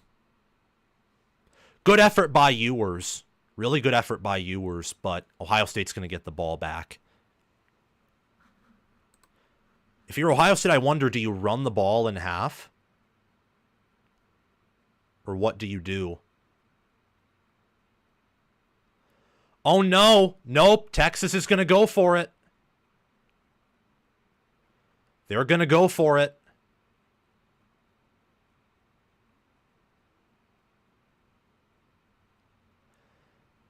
And they're going to pick it up. Wow. He was down, though. They're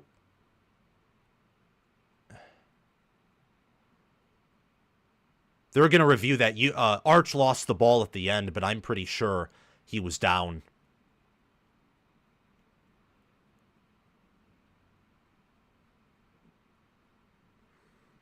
Yup, he was down. He was down. He still had control. He was down right there. Elbow hits, then the ball pops out. He's down. That was a genius play call by Sark, in my opinion. Like, it looked like it was going to be a QB sneak. Thank you, Claire Hosick, for the $4 super chat. I appreciate it. BK, Arch Manning. It was a fake QB sneak to Gunnar Helm, and then they snapped it under Helm's legs, and Arch Manning took off to the right side toward the Ohio State sideline, picked up a gain of 8, and then he fumbled at the end, or at least it looked like it, but his arm was down. Same with his knee actually was down before his elbow. Yeah, he's down. Yup, that was the right call. Just like the 4th and 1 was the right call. Close, but you got to get the close calls right. And so far, I think the officiating in this game has been superior to the officiating in the Orange Bowl. That's for sure.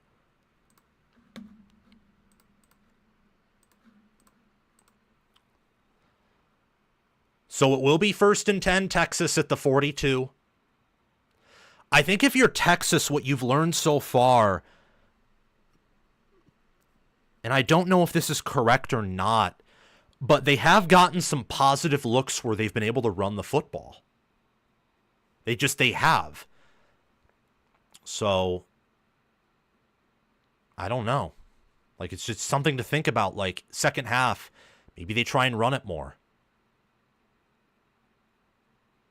Let's see if Texas can even pay off this, though. Like, off this drive. And Silas Bolden is out inside the Ohio State 20. Broken tackle there. He was on, was that Denzel Burke?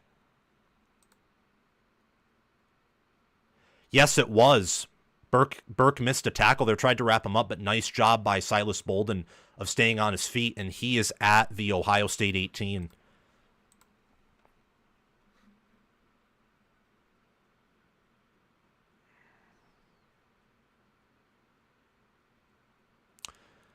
It is going to be a play-action fake that's batted down in the air by JT Tuimoloau. Nope, Kenyatta Jackson Jr. is who batted it down. They're rotating. Ohio State's rotating, which is a good thing. And let's get those likes up to 200, by the way. Let's get to 58 likes, please. And thank you.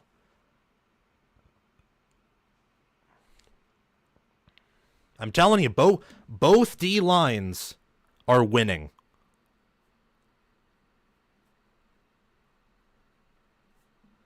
It's very apparent right now. 2nd and 10. And I think Sark's going to call a timeout here. Yes, nope, it was Ohio State who called their first timeout. Interesting. I know they don't want to let up a stop because they've basically been the better team for this whole half, and if Texas gets a touchdown here, they really take away the momentum. The yards are basically equal. 161 OSU to Texas 146. Ohio State 8, Texas 7. Ohio State has a 2-minute TOP edge that'll probably be turned into a 130-minute TOP edge. Penalties have killed OSU. They've hurt Texas, but not to the same degree. The difference here is Texas has gone for it twice on 4th down. One was successful. That was the Arch Manning run. The second was a pass to DeAndre Moore Jr., which Cody Simon did very well on in coverage. And yeah, Ohio State gets the ball first. They get ball first out of the half. So it's imperative if you're Texas here to get something on the board, to kind of steal momentum away. A touchdown especially would be huge. 2nd and 10. Ohio State does not send a blitz. This is a pass. He beats his man. Touchdown, Texas. Jaden Blue beat his man. That was number 6 for Ohio State. He beat him. It's Jaden Blue on Sonny Styles, and he gets an 18-yard receiving touchdown. So it's 7-6, and this will likely be tied up entering the half. Nice throw by Ewers. And the thing about Texas is they're very fast at running back. They don't have great backs, but they're not great because they're not athletic. They're very athletic. And the win probability chart, guys, just went from Ohio State 71.7% chance to Texas 50.1% chance in like a minute. That's how tight-knit this game is. And the extra point's good. So it's tied up at the half, 7-7. Of course, they got 29 seconds left. Maybe Ohio State can return it for 6 or something. But, I mean, both these special teams units are kind of the definition of incompetent. So I don't think that's going to happen here. Maybe Ohio State will try and be aggressive, but they also get the ball at a second half. So I don't know if you want to be aggressive with only 29 seconds and 2 timeouts left. Keep in mind, guys, there's only been 2 games that Ohio State has been... There have only been 2 games this year where Ohio State has not led at the half, and those games are Michigan and Oregon. Keep that in mind. Ohio State's an awesome second half team when they're leading. But we have not seen Ohio State, when they have not led at half, be that same awesome second half team. BK, what was the line on this game? The line on this game was Ohio State minus 5.5. It's all tied up 7-7 with 29 seconds left. Will Stone's kicking it off, and Ohio State will just let it bounce into the back of the end zone for a touchback. I will say right now, based off of how this game has performed, Texas has the better passing offense, which is weird, but I think that's because I don't think, like we noticed it was Denzel Burke and then it was Sonny Styles and then Igbinosun earlier in the game gave up that one-handed catch. I don't think that Texas has the same issues at corner that Ohio State does. Again, like I've mentioned in my videos, Ohio State's safety room is awesome. So they do a very good job, like, on their own of doing kind of everything. Like run stop, pass stop. They'll, occasionally be featured in some areas. Wonder if Ohio State's going to try and be aggressive here. They actually are going to try and throw. And Howard just floats it up in the air. Was that picked off? No! Oh my gosh, Henderson caught it off the tip, and he's gone for a touchdown. Wow! Touchdown, Ohio. I don't even know how that happened. I do not. How did that happen? What a disastrous play. What a disastrous play right there for Texas. Let's see how that happened. Wow. Touchdown, Ohio State. How did that happen? Because Howard threw it off the back of his foot. I imagine that was like tipped or something. Let's see what happened. That just wiped away all of Texas's momentum, by the way. Let's see what happened. I want a replay on that. Are they going to show it again? I do have the All-22 film, so I don't know if they will, but... Oh, that's just a gut punch right there. Kind of a total fluke play, I imagine, because I just don't know how that happens.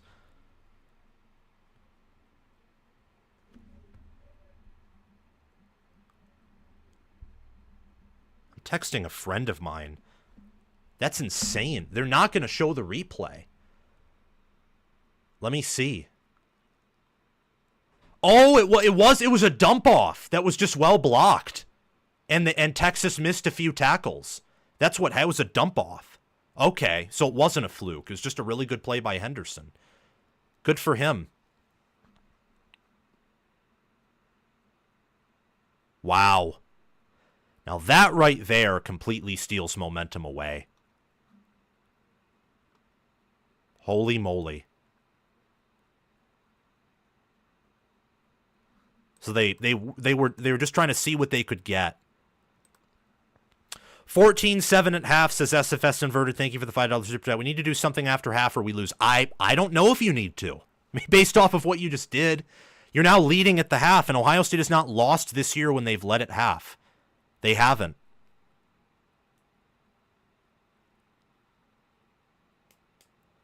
Wow. That's crazy.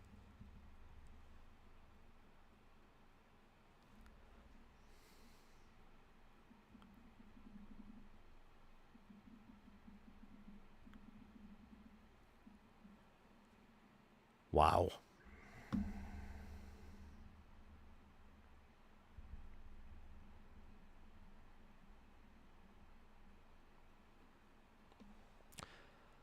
Whew.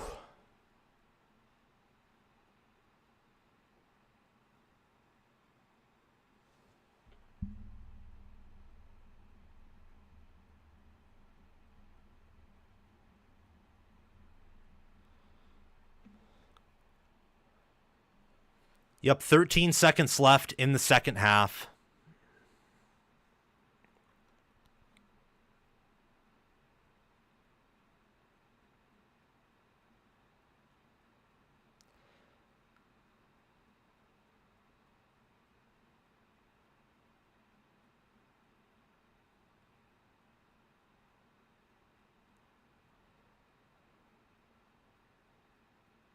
And Texas will just fair catch it.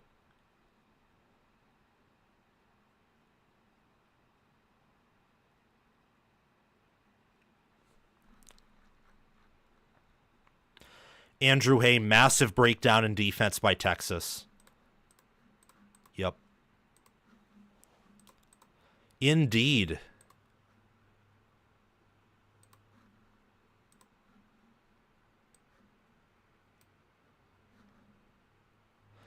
So that was a massive error by Texas.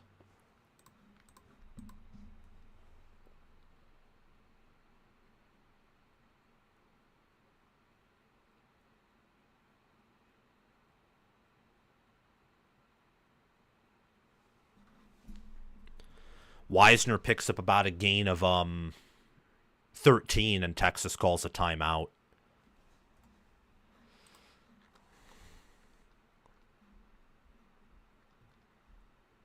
Wow, that was crazy.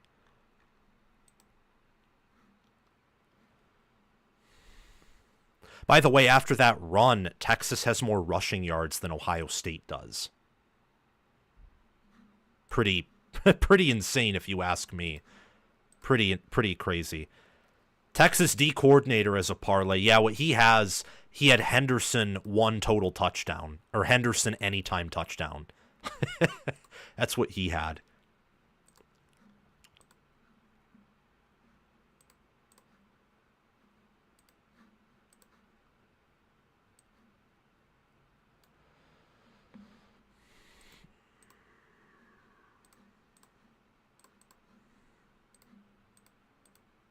Ewers back to throw. He's just going to launch it in the air. Incomplete. There is a flag, though. It's going to be a penalty on Igbinosun. I'm pretty sure. Like a PI.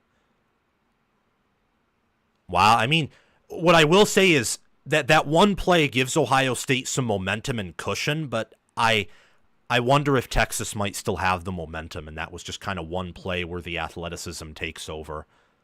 Yep, defensive holding on Davison Igbinosun. Another Igbinosun holding call. What's new? There's nothing that's new. Roberts 3-9.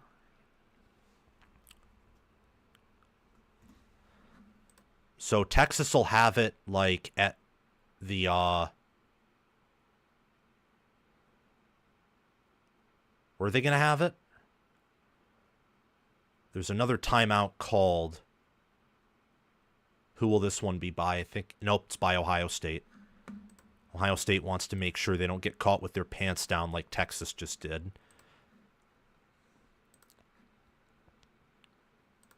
All right, we're actually about to be done with the giveaway winners. I'll announce them live and write them down, and then what I will do...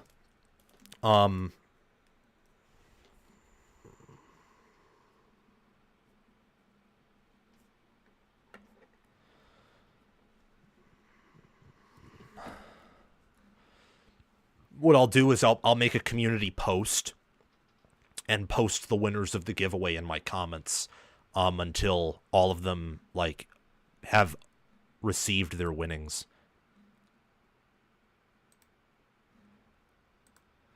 It's going to be a Hail Mary.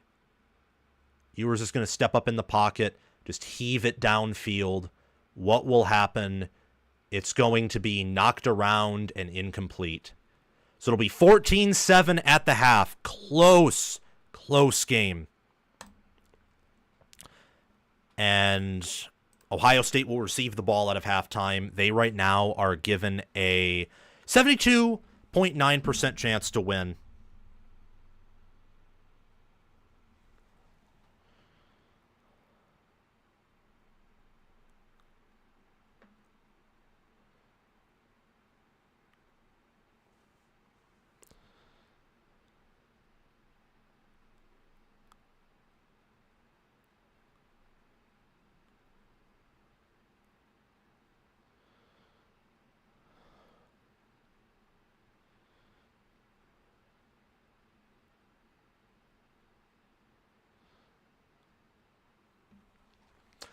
Yeah, there was a huge momentum shift by Ohio State after what Texas did. Don't know, of course, that matters a whole lot. I don't know what that means for half. I know if you're...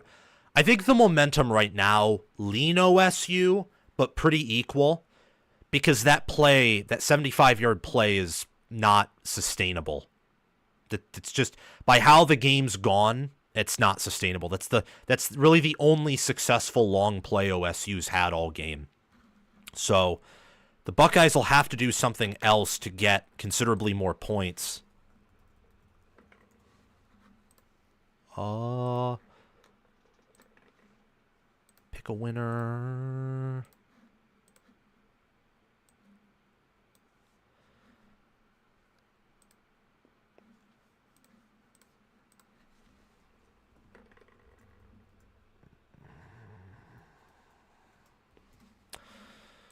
Okay, wow. Thank you all. Thank you for everything.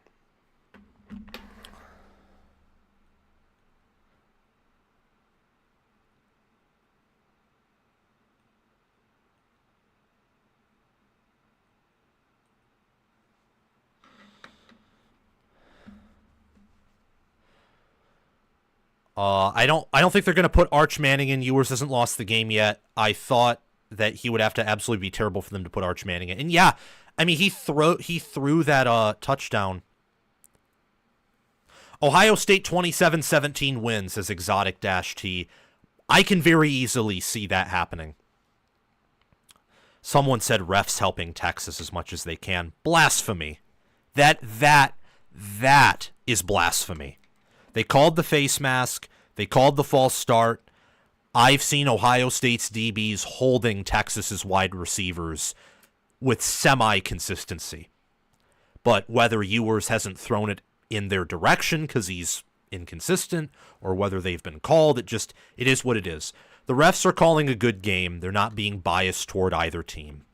Just is what it is right now.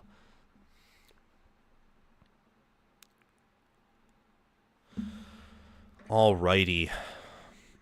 So we got that. I only have 5 more videos to go through before we have a new giveaway winner.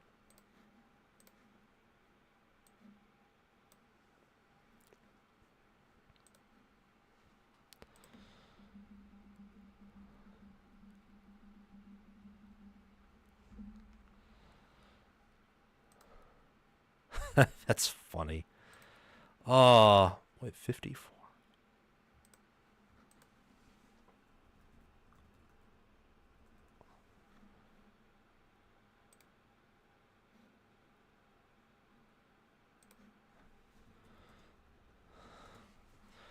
All right, guys.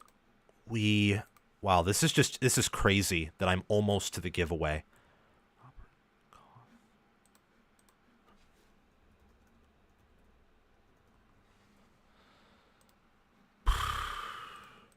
No, if I'm not active in the chat, then I'm just looking at all the giveaway stuff. Just an ugly defensive battle. Ohio State was helping Texas in the second quarter. BK, what kind of laptop you got, Sam? Alienware. Alienware 15, I believe R4 is the model. That's what I have right now. That is what I have right now. I might get an upgrade. Might. I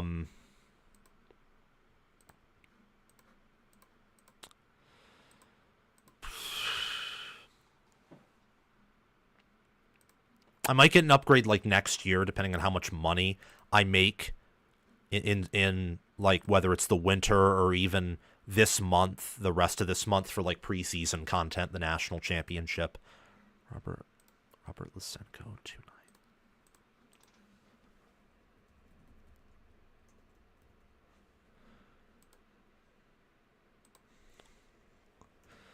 Okay, that is good.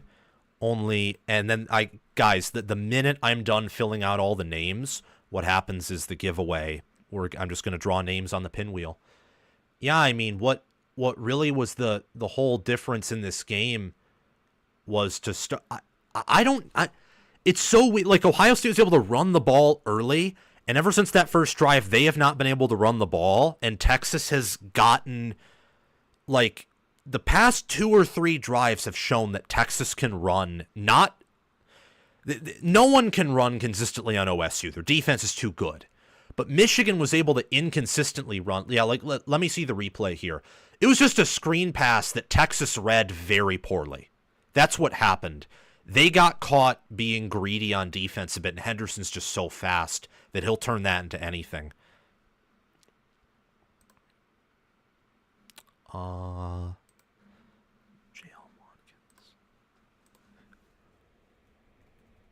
It's so interesting, as a friend told me in text, Henderson prevented Ohio State from making it 14-0 and really putting the pressure on Texas, but then he saved Ohio State from, like, losing all the momentum to Texas before the half. So just a very weird turn of events, really.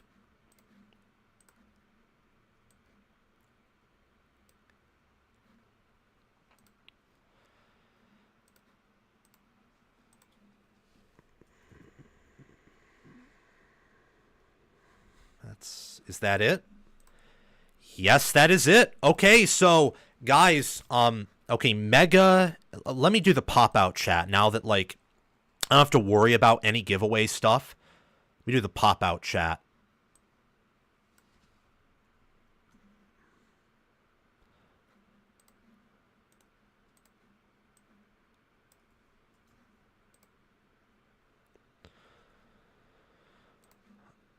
Mega Eing, thank you for the $2 super chat. I appreciate it very much. OSU must play better to beat Notre Dame in the championship. I don't know about that. I don't know. I mean, I think that's hard to gauge because both of these defenses are really good. So I expected Texas to do this to Ohio State, like hold them to not the same level of offense they've showcased in the first 2 games. And also to, you know, score on their defense once, for example. I don't know, but what I will say is I haven't seen, outside of the penalties, anything in terms of route running or passes that's been wrong from OSU. I haven't. Like, the only thing wrong with OSU's offense right now, the only things that have been bad or below standard, the only things... literally the only things are, like, maybe 1 or 2 drops, which that sometimes happens, but more so it's the offensive line. The holds, the protection breaking down as the game's gone on, and the run blocking's broken down as the game's gone on, as Texas has kind of figured out what the Ohio State offense is, because it is very hard to figure out this very complex, well-coordinated, well-coached offense from the Buckeyes. That's my thought process on this. That this Ohio State team, and I don't know if it's going to be any different in the second half. Like, maybe they'll explode, or maybe they win, but they only win by scoring in the low 20s or high 20s. They don't break 30 points. I don't know. What I can tell you is that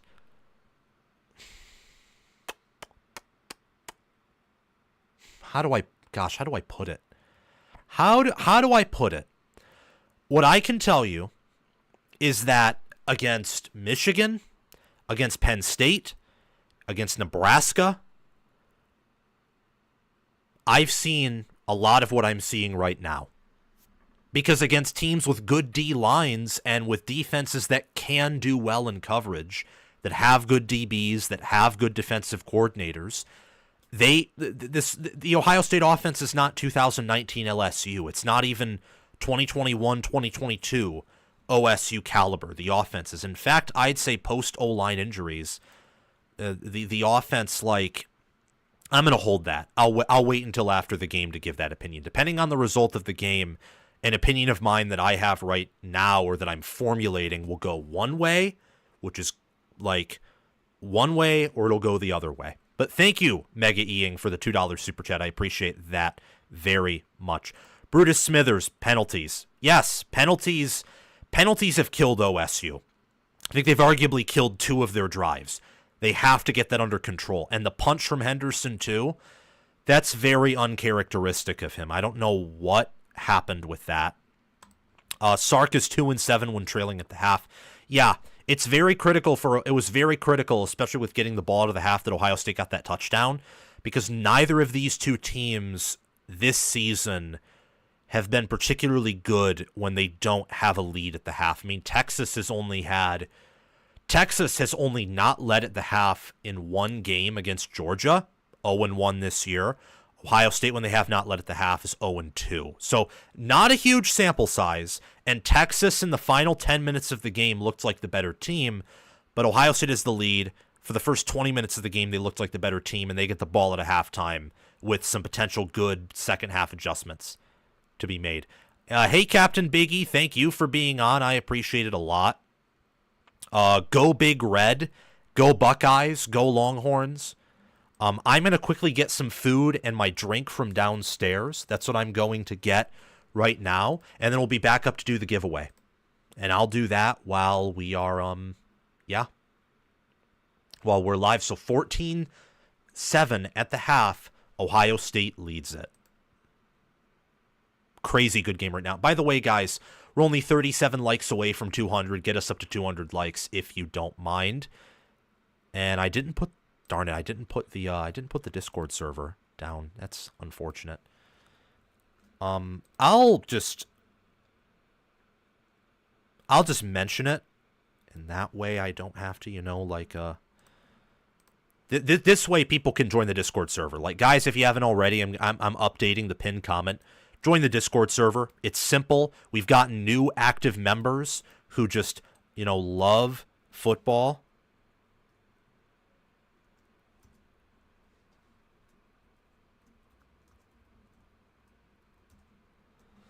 There, the Discord link, guys, is in there right now.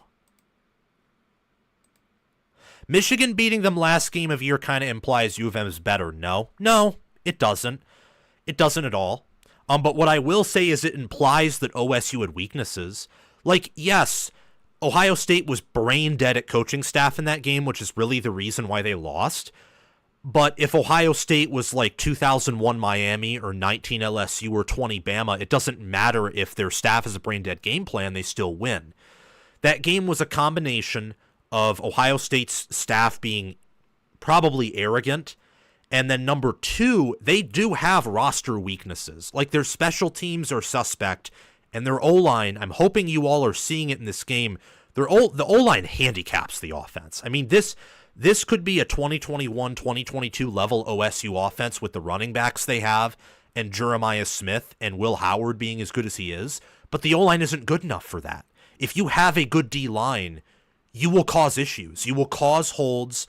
You will frustrate the offense into making some stupid mistakes like what Henderson did, and you will get to Will Howard, and you will make him uncomfortable. Howard has not had a awesome downfield passing game tonight, mainly I think because of good coverage by Texas as the game has progressed, but also they've gotten to him. Ohio State has 3 sacks, but Texas has 1, and Ohio State's only averaging 3.3 yards per carry with 36 yards. Texas is averaging 2.8 yards per carry with 44 yards. So the real difference in this game right now, and the only reason Ohio State's leading, is because Henderson's a freak athlete, and he made that big play. And I really like TreVeyon Henderson.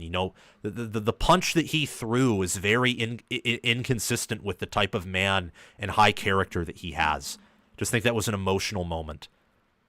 Tonight on Unresolved Mysteries, the 2024 Michigan-Ohio State game. That, I will tell you, I'm a Michigan fan, so that game to me was just so cathartic and awesome.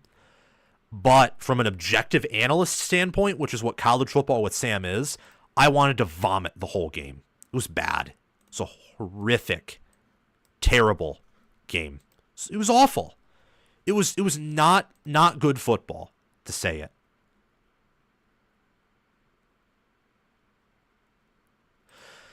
Going for goal _85, 343 Films makes it absolutely. Wait, has he been on? He's been on our stream, right? Does he follow the channel? Oh no, you were just replying to someone. 343 Films actually absolutely makes it hilarious that U of M win is the college football troll of the decade. Yes, it is. Or the Irish win it all with the... If the Irish win it all, it will be the epitome of the season. Absolutely. Absolutely it will be. And with how Notre Dame's defense played last night, I still think Ohio State or Texas would beat them. But, I mean, you just never know.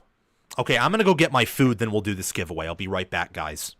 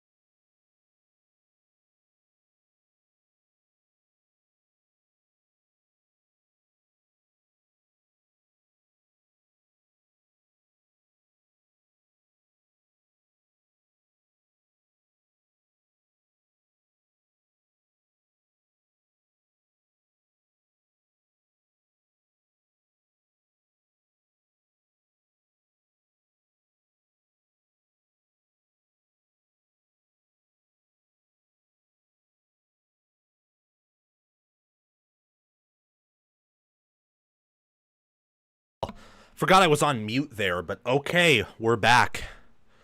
We're back, and I see we got another super chat here. Caesar D. Geronimo, $5 super chat. What you eating, bro? I'm eating Wendy's.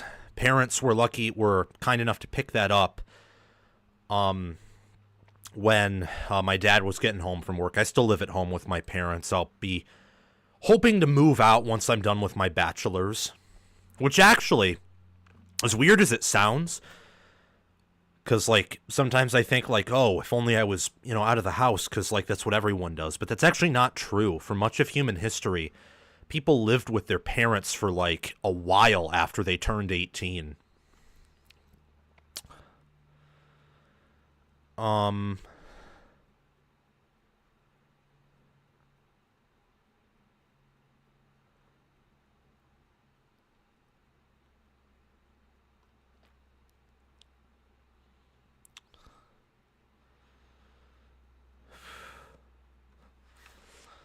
As a Buckeye, I naturally want OSU to win it all. If we get past Texas, Notre Dame as a sleeping giant. I was at the OSU-Michigan game this year. OSU was exposed. I felt exposed and I wasn't there. Yeah, I mean, guys, Ohio State's the best team in the country, and I hope that moments of this game has showed that to you if you've doubted that. Like, even if Ohio State loses this game, they'll still be the best team in the country. Not in terms of achievement, and maybe Texas, like, if they went on to blow out Notre Dame, would be viewed as the best team. I certainly would contend, like, with that view. But this team's insanely talented, and they're pretty well coached on defense, for sure. I think that... How do I say this? They're not a GOAT caliber team. They're not. I mean, like, I hope that what we've seen so far shows you, A, Ohio State's like a really, really, really, really, really good team. Apparently, they're gonna... Is halftime already over? Are you serious? That was like a 15-minute halftime. You kidding me? They're already gonna kick it off. Okay, well, I'm gonna have to eat later.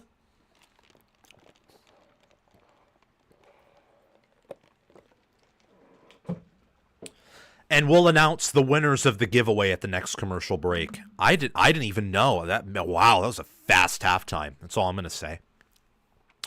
Will Stone's gonna kick this off. We are at the third quarter, ladies and gentlemen. Ohio State 14, Texas 7, and Ohio State will just let it back into the end zone for a touchback, or I think maybe a fair catch. They're gonna get the ball. ESPN's FPI gives them a 72.9% chance to win this game.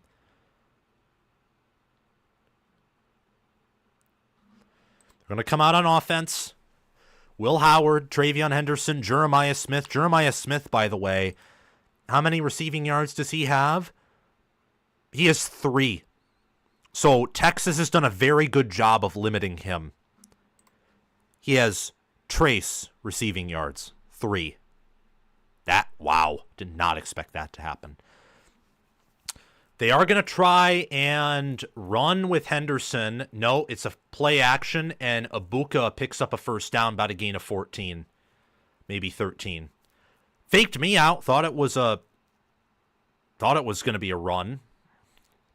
Nice play by Ibuka. Just was under the zone, and therefore was able to pick up a first down with about a gain of 13.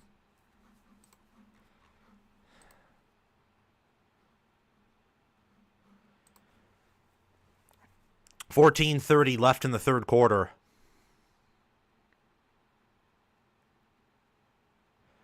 Will this be a handoff to Henderson? Yes, it will. Henderson gets out to about the 45. So a gain of 7. It'll be 2nd and 3 for the Buckeyes at the 45. Nice little run by him. Good hole opened up by the offensive line. I will tell you that touchdown reception by Henderson's tough for Texas, because if Ohio State gets a field goal or a touchdown here, they're up by 2 scores instead of being up by a score. We'll see what happens here, though. It's going to be another handoff for Henderson, and Henderson gets across the 50 for an Ohio State first down. It'll be 1st and 10 at the 48, I believe, of Texas. Yep, 1st and 10 at the 48 of Texas. So only 48 more yards to get into the end zone for the Buckeyes. Texas made it interesting in the second quarter, but it took them so long for their offense to get up and off the turf.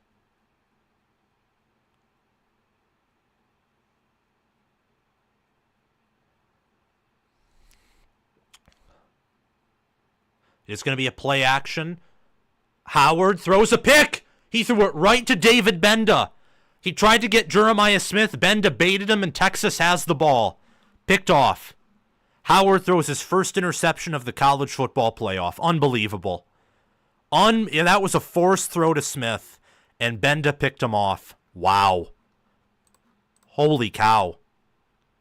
It was a good opening drive, too, but Benda just plucked it right out of the air.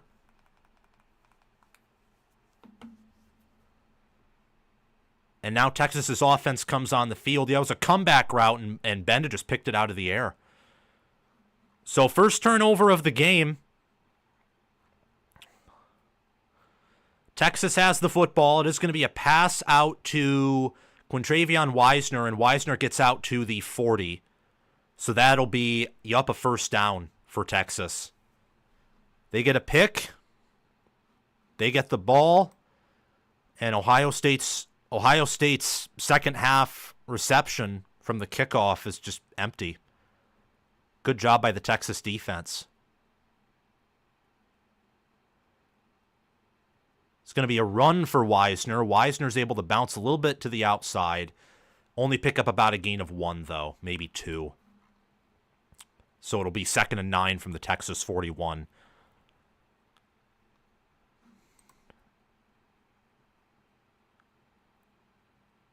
$12-17 left in the third quarter. This is a key drive for Texas here to make sure they cash in on that momentum. We're only 26 likes away, too, from 200. So, guys, please like the video, subscribe to the channel, hit the notification bell. Do those things, please, and thank you. It's going to be a run with Wisner, and Wisner's tackled for about a 1-2 yard loss by JT Tuimoloau.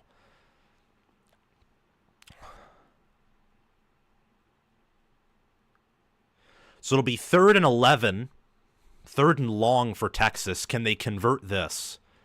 We'll have to see.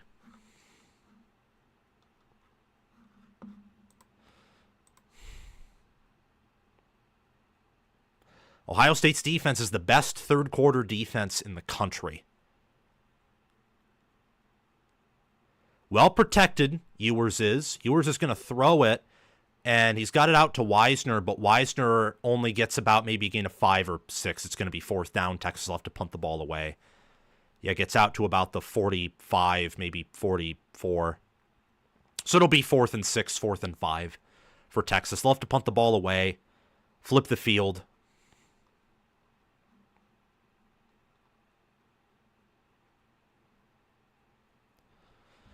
$10:50 left in the quarter.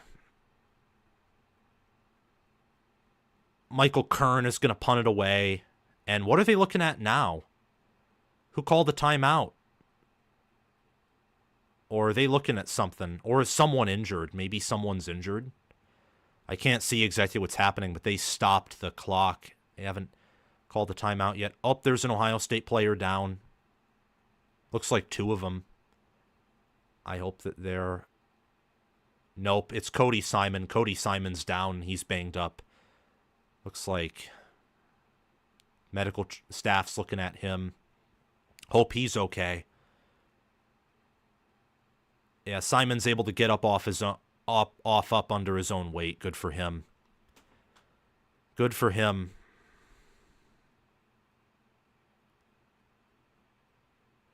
Yeah, just kind of twisted his ankle right there.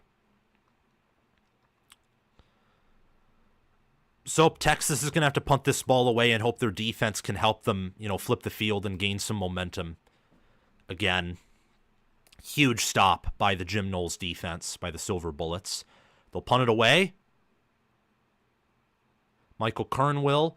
Brandon Innes is back to fair catch it at about the 13 or 12 of Ohio State. So Ohio State has a long drive ahead of them with 10:36 left. And I think we're at a commercial break here, which means it's giveaway time. Yup. Okay.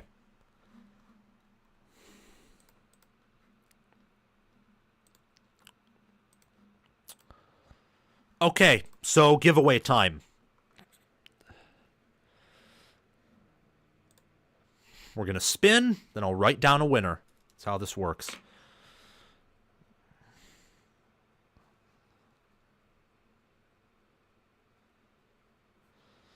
All right. First winner is Matt Miller -M80.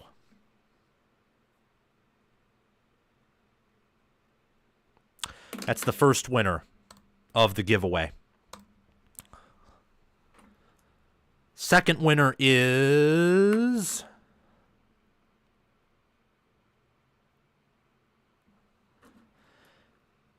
I don't know if it's IMA or LMA.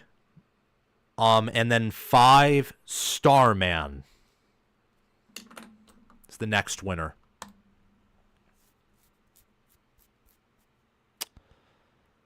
Okay. The third winner is Robert Lysenko. 2962.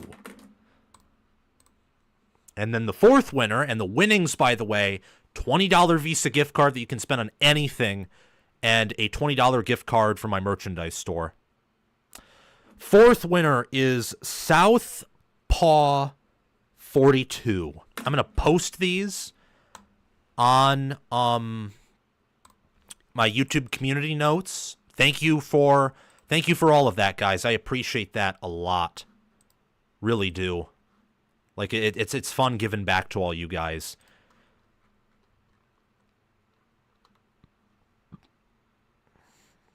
Go Stell, good to see you in here. Go Buckeyes. Chris Lane, come on. Go Buckeyes. Rushy G, what's in the giveaway? $20 gift card that you can spend on anything. It's like kind of a $20 Visa gift card. And then an additional $20 gift card exclusively to my merchandise store. That's what's in the giveaway. So $40 in total, $20 that you can spend on anything, $20 that you can spend on in my merchandise store.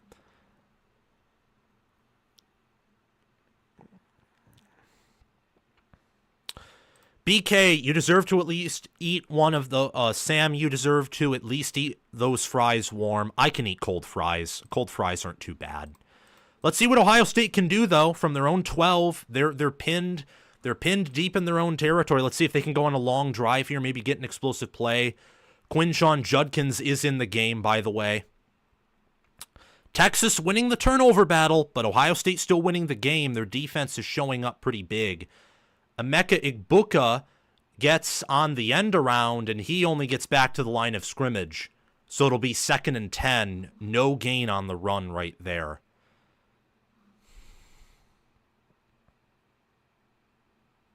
They tried to target Smith, but Texas is bracketing him. I think it's pretty clear they're targeting Smith. Texas's defense is. 2nd and 10, 10:08 left in the quarter. And is that a first down? I think so. Nope, they're going to rule him. They're going to rule it 3rd down. 3rd down and very short is what they're going to rule it. 3rd and 1. You'd expect Ohio State to just run it here, probably. Maybe QB sneak with Will Howard. 3rd and 1 was a nice pass. Looks like Bill Norton's back in the game.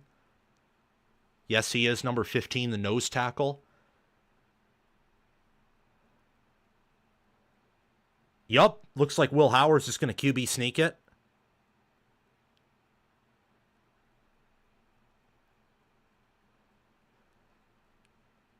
Nope. Judkins is tackled, and he doesn't get there. 4th and 1. I don't know why you didn't. Why didn't you QB sneak it right there? Come on. Why didn't you QB sneak it? Like, seriously, I'm not even a Buckeye fan. I'm a fan of the team who doesn't like Ohio State. Why don't you QB sneak it right there? Howard's a big dude. It doesn't matter if Norton gets initial push. What are you doing? Oh my gosh. That's just so, it's so brain dead, man. That's just, what are you doing?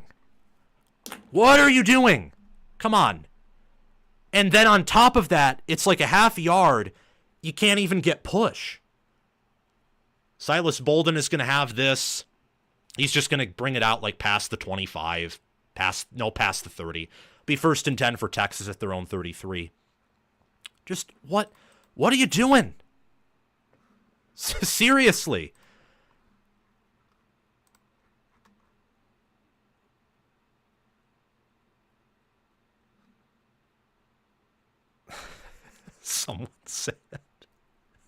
Someone said chip in all caps. I will never, ever, wow.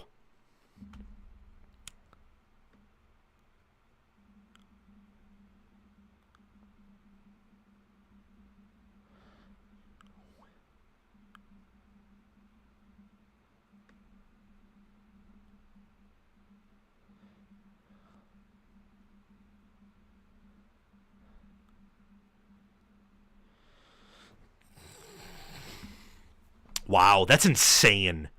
Insane. Just insane. We already did the giveaway though. I'm gonna Yep. Wow. Just crazy. So let me answer some more comments now. They need to make this at least a 10-point game. Yes, Ohio State needs to get up by double digits and stop Texas from hanging around. But Texas is still hanging around. They are. I mean, even after that first initial drive where Ohio State ran the ball a little bit well with Henderson, they only have 50 rushing yards for 3.3 yards per carry. This is just insane.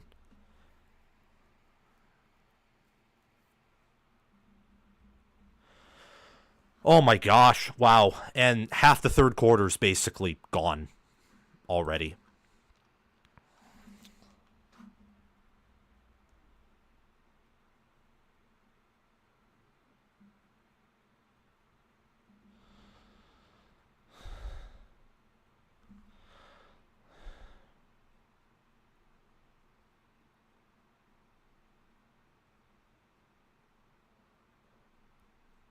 Just texting a friend of the channel, which really just means a friend of me.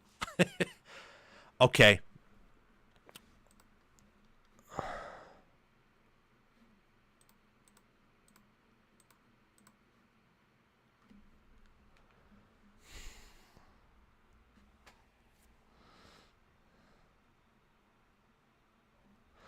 First and 10, 8:30 left in the third quarter. Let's see what Texas can do. They have good field position. It was an okay punt by Joey McGuire. 45 yards punt, I think, is competent. Not good, not great. He had 46. So just a little bit above what I'd call just a 50-50 punt. Ewers is there with Wisner. Looks like Ohio State might send a blitz with Simon. That's exactly, nope. Instead, there is going to be a false start on Texas. So the first Texas, I'm telling you, both D lines are winning the battle.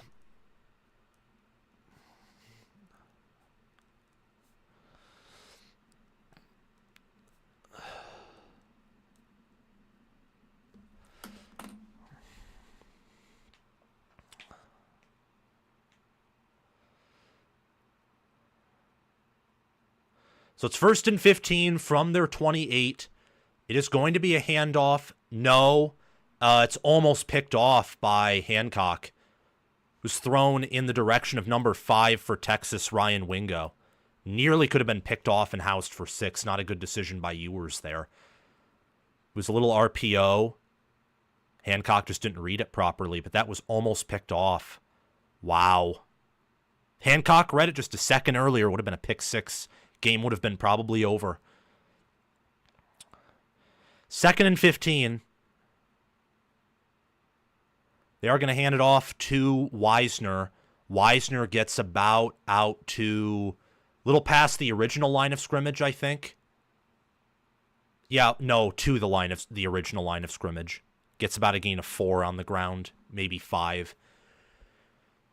This has just been a punt fest in the third quarter. That's what's happened. But a complete punt fest.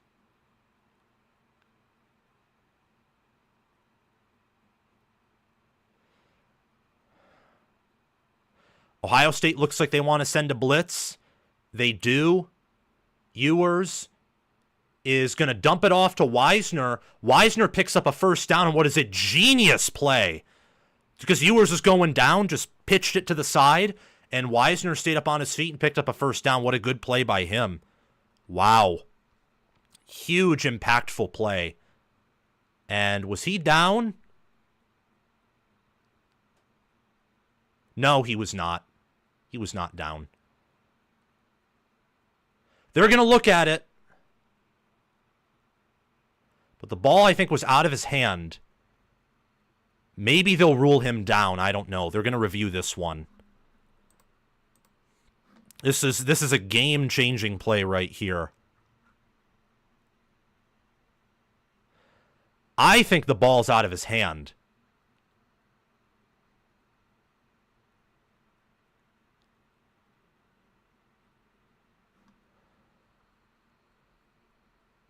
Yeah, the ball's out of his hand. I don't see any indisputable evidence to say, because the ball was leaving his hand as his knee hit the ground. So they're going to rule it 1st and 10. That's the right call.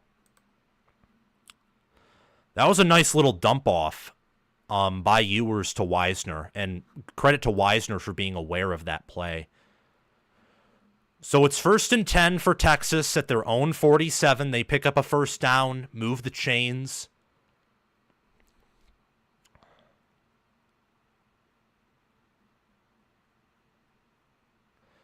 Jaden Blue is going to motion back there. It is going to be a play action. And Ewers is going to just dump it off to Blue.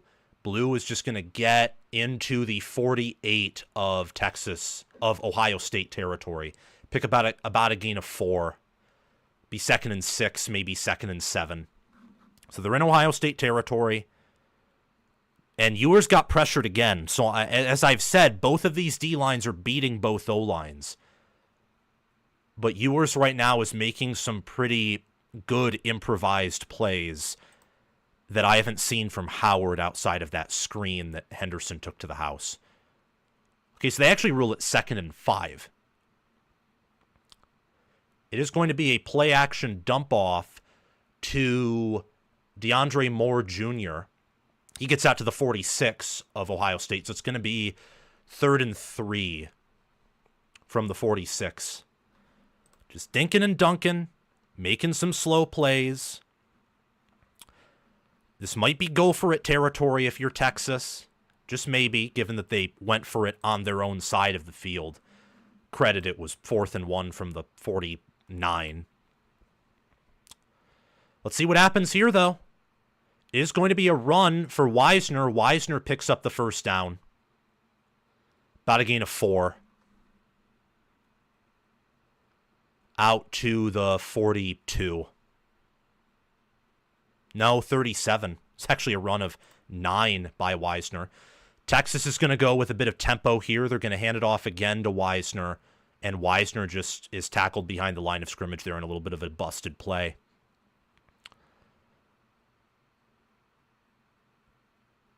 So it'll be 2nd and 12.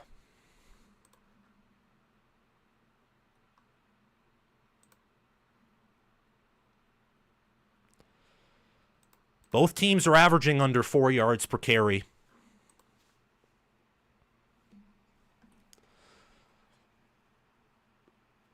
Will Ohio State send pressure here? No, they're just going to send 4.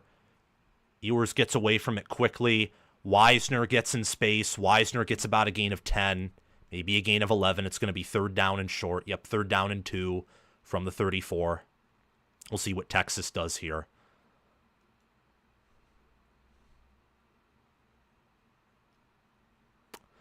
Nope, they're going to rule it actually 3rd and 1. So this is go for it territory if you're Texas, because your defense has played pretty well. Ohio State's rotating. They're playing up close to the line of scrimmage. Wonder what's going to happen here. And Wisner gets through the hole, picks up the first down. Really good push, really good hole. And what Texas is doing is they're going on a very long drive. They're converting some 3rd downs. They're running the ball, and they're running the ball actually effectively in between the guards in the interior. The interior of Texas is actually beginning to win the line of scrimmage. 4 minutes left in the quarter. 3:57 left. They're going to run it again with Wisner. Wisner gets out to the 26, so it'll be a gain of 3. It'll be 2nd and 7.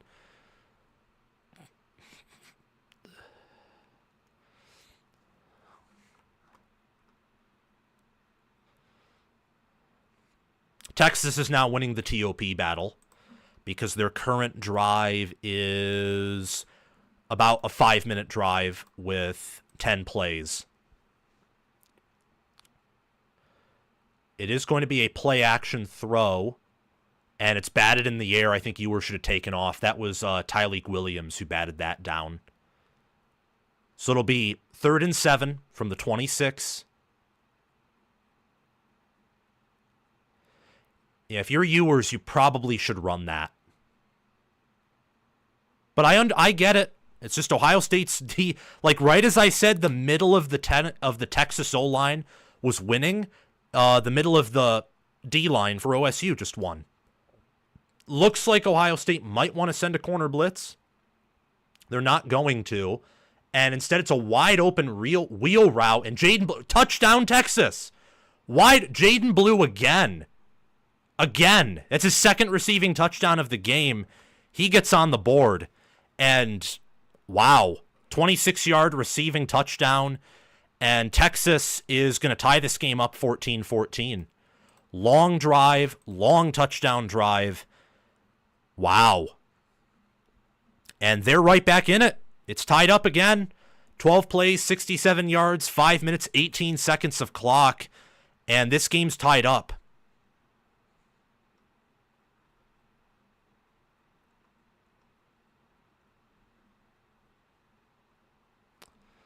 And the extra point is good. So it is Ohio State. Oh, I did not mean to do that. It's Ohio State and Texas are all tied up 14-14 with 3 minutes, 12 seconds left in the third quarter.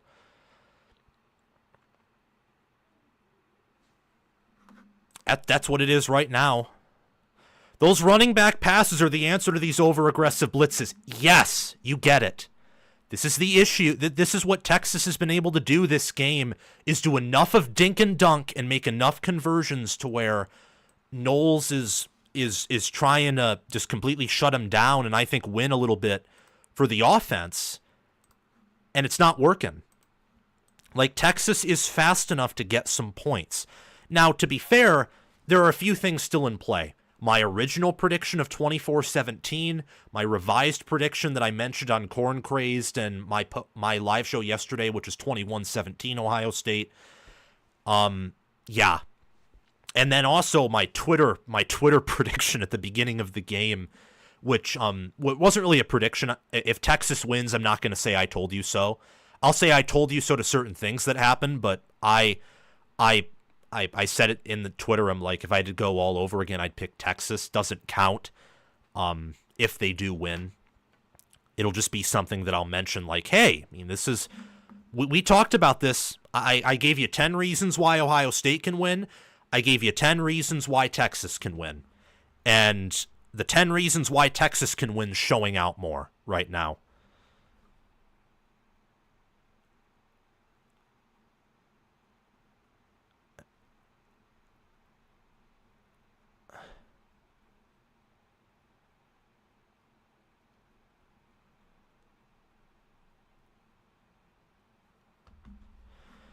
Wow.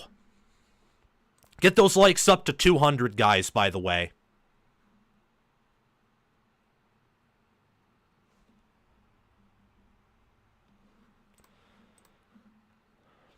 So now let's look at the rushing stats. Texas has 62 rushing yards for 2.6 yards per carry. Ohio State has 50 for 3.3 yards per carry. If you take out the sacks, Texas is probably running the ball slightly better.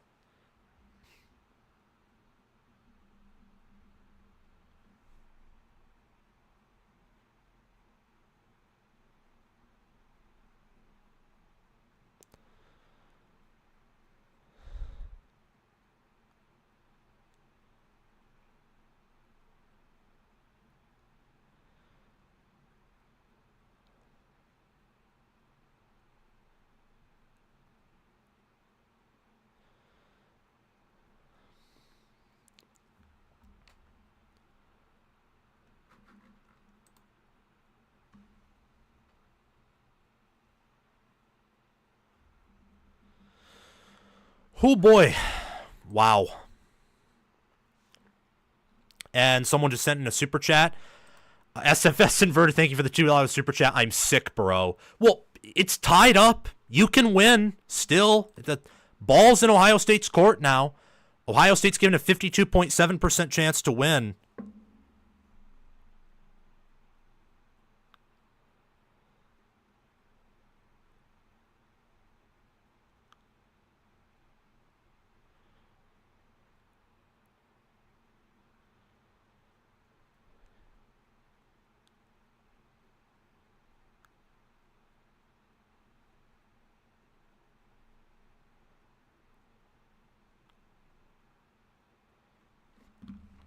So, Ohio State comes out. They have it 1st and 10 at their own 25 after this commercial break.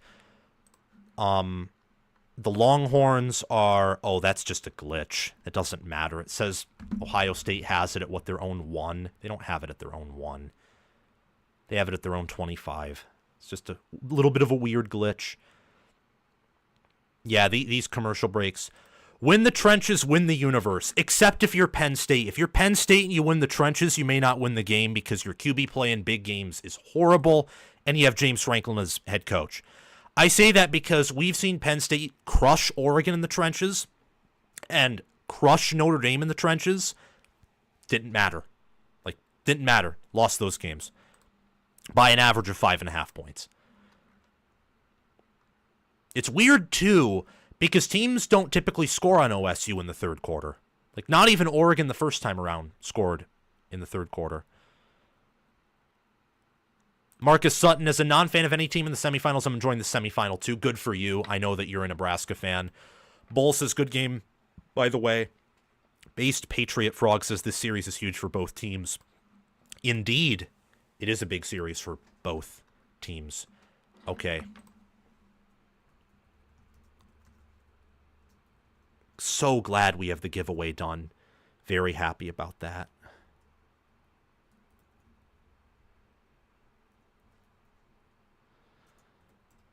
All right.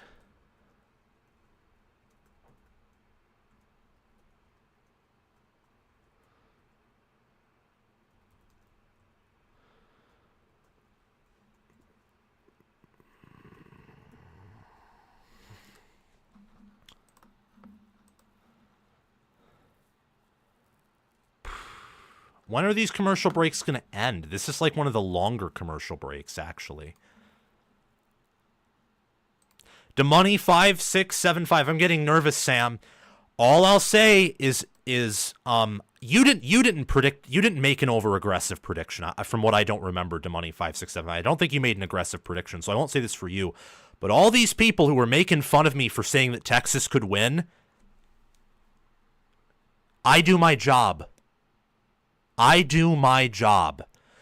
You all in Ohio State played extremely well against Penn State, similarly to how you played against Oregon and how you played against, similar to how you played against Oregon and Tennessee, you played against Penn State the same way. The difference is Penn State has the gumption, size, and speed on defense to make you a bit off kilter, a bit confused.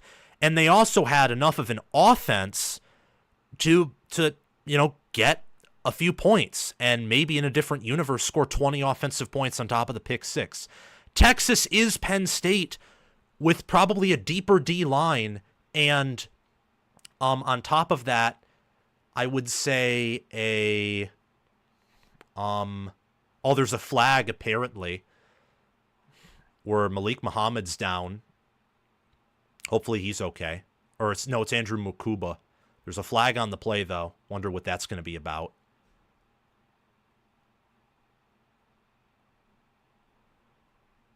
Looks like it's going to be... Is it going to be on OSU? Looks like it. Yup, it's on Austin Saraveld. Personal foul. Another foul on the OSU O-line.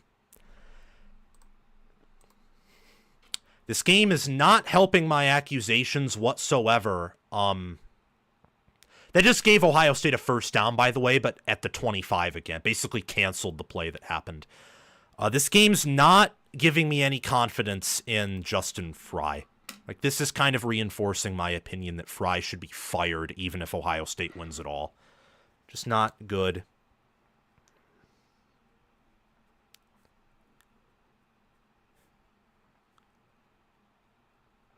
Will Howard is back there. They are going to do a play action, and Howard is going to be sacked back at the 19. Texas got to him. That was Vernon Broughton with pressure. It's going to be 2nd and 15.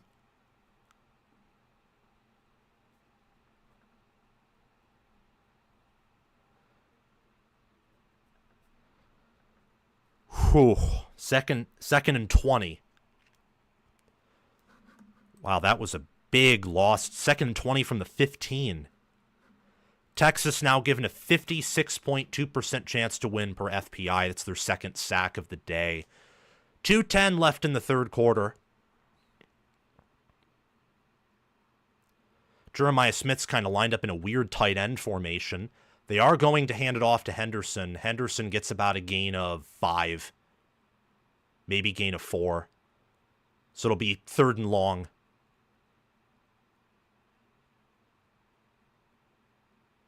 And the ball actually almost briefly came out, and Howard was just intelligent enough to fall on it on that sack. That could have been a strip sack right there. Huge 3rd down for both of these teams. Texas already has the momentum.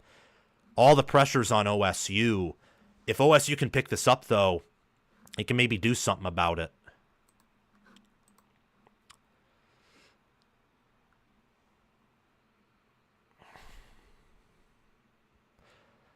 Texas brings some pressure, and the ball's batted in the air. It's incomplete. So Ohio State will have to punt, quick 3 and out. He had an open guy, but it was batted down. And right now, this Texas defense is just clamping Ohio State's offense. It's been that way since the first quarter, with the exception of that long Henderson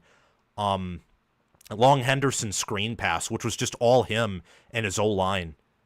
That was batted down in the air. Who was that? That was 13, I believe. Was that who I think it? No, I think it was Colin Simmons. Yeah, it was Colin Simmons, I believe.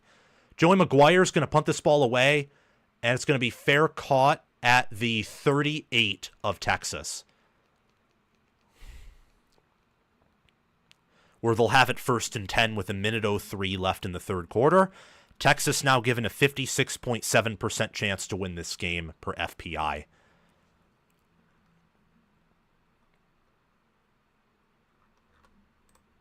And now Ohio State's only rushing for 2.6 yards per carry. Guys, elite O-line coaches with 4-star talent do not produce O-lines that function that way. Just going to say it. Okay, 1st and 10 at their own 39. Texas finds themselves. They're going to hand it off to Wisner. And I think Ohio State thought it was going to be a dead play. They kind of got stuck. It's going to be 2nd down and like 3. Yeah, Wisner gets a run of 7 all the way out to the Texas 46. Ohio State, it looks like they thought it was a dead play, but maybe that's just how good Texas is blocking up front. Knowles is not bringing anyone forward. Not at all. And that's going to be a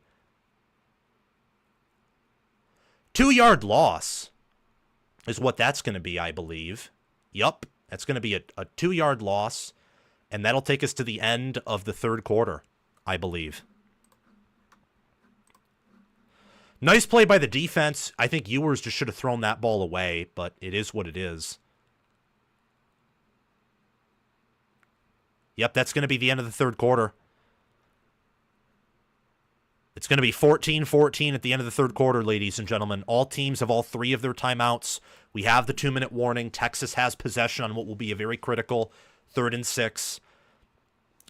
I mean, my takeaway from the third quarter is Texas's D-line has OSU's O-line in a blender. They can't do anything.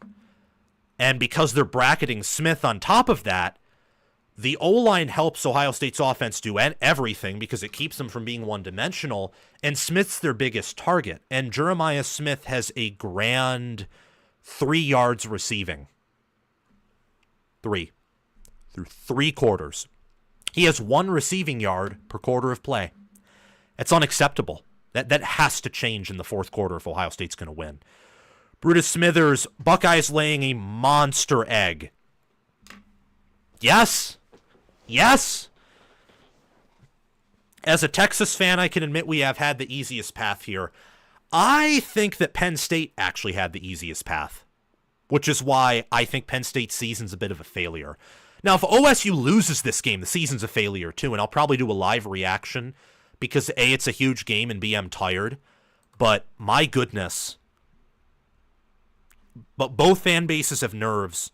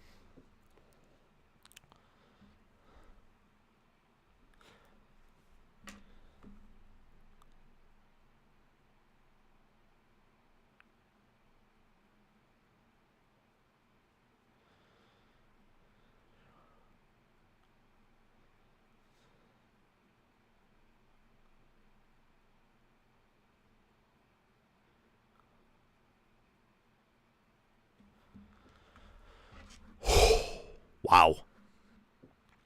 You guys know Ohio State hasn't had a reception of longer than 15 yards outside of the 75-yard Henderson one, which was a screen pass.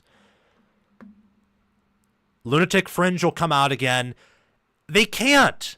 You've reached too far in the playoff for Day to be fired. Plus, it's January 10th, and you were the best Big Ten team, clearly the best. I would say with a caveat, Penn State at their A game, because they have an elite O-line, maybe could have been better, but we never saw that. So there's no reason to argue that.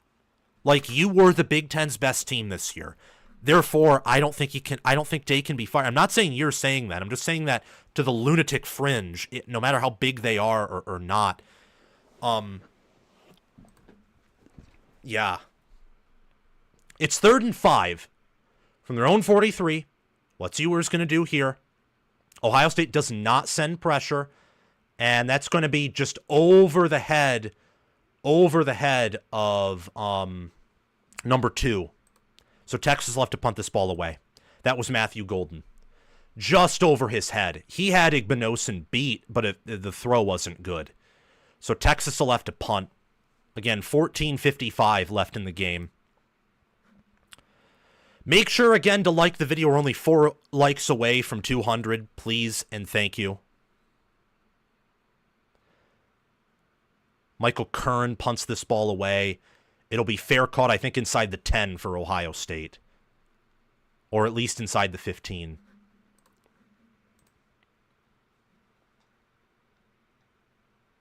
So it's a punt fest right now. That's what's going on. Yup, 1st and 10 for Ohio State at the, at the 12. Once again, inside their own 15. It's odd for a team to outscore Ohio State in the third quarter, but they have not trailed for the entirety of the game. They have not. So let's see what happens here.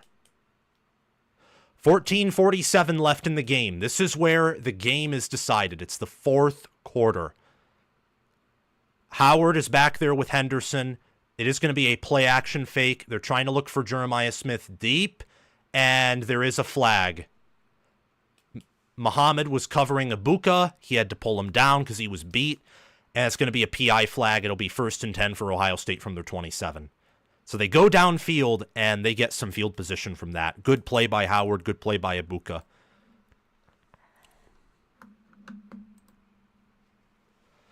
Yeah, that was they could have called holding before they called PI. That was bad by Muhammad. Wow.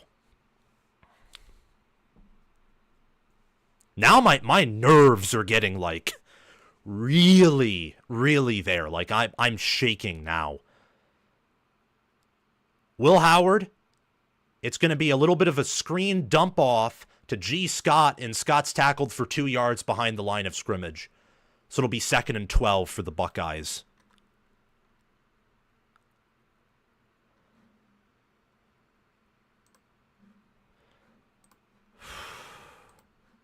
The nerves are oh, thank you for helping us hit 200 likes, guys. I appreciate that.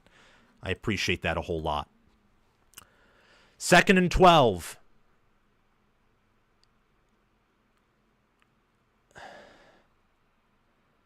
Will Howard back to throw, and was that a catch or was that incomplete?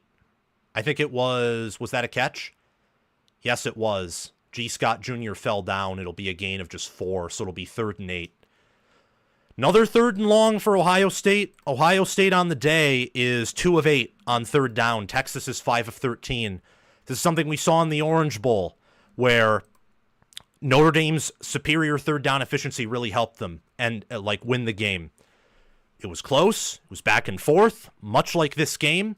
Let's see if Ohio State can convert this. 13:25 left in the game. Howard is back there with Henderson. Texas looks like they want to send an all-out blitz, and they're going to. And Howard has okay protection, and he gets it in the bucket to Carnell Tate. Wonderful throw, wonderful catch. And it's a 1st down for Ohio State. And they're out to the 47, I do believe. It was almost tipped in the air, but wonderful throw, wonderful catch, and the Buckeyes have it 1st down, close to the 50. They're at their own 47. They're now 3 of 9 on 3rd down, and Texas really needed that stop, I think. Really, really needed that.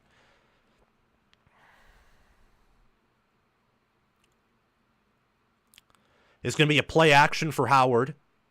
Howard is going to throw it up in the air, incomplete.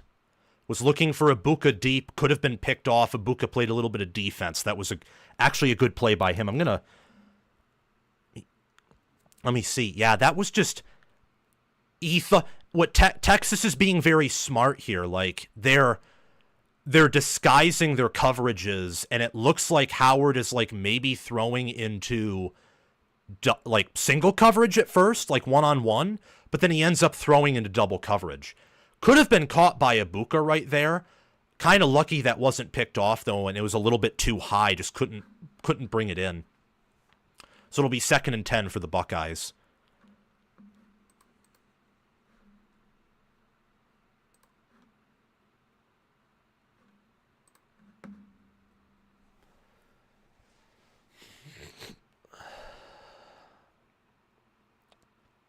And we're taking a commercial break. Okay, so now what I'm going to do is I'm going to upload a few images.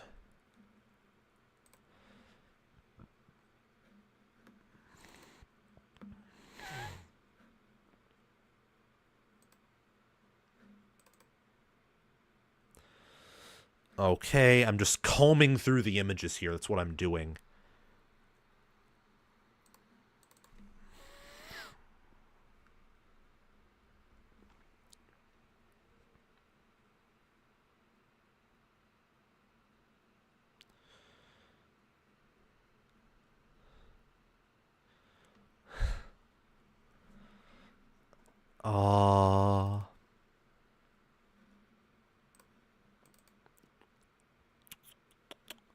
Just looking for all the different giveaway winners. That's what I'm kind of looking for here. No, that's not what I want. Okay. Whew. I'll have to go to the bathroom at the next commercial break, but I know that, since we're already here, it's going to be pretty hard to do. Whew. Okay.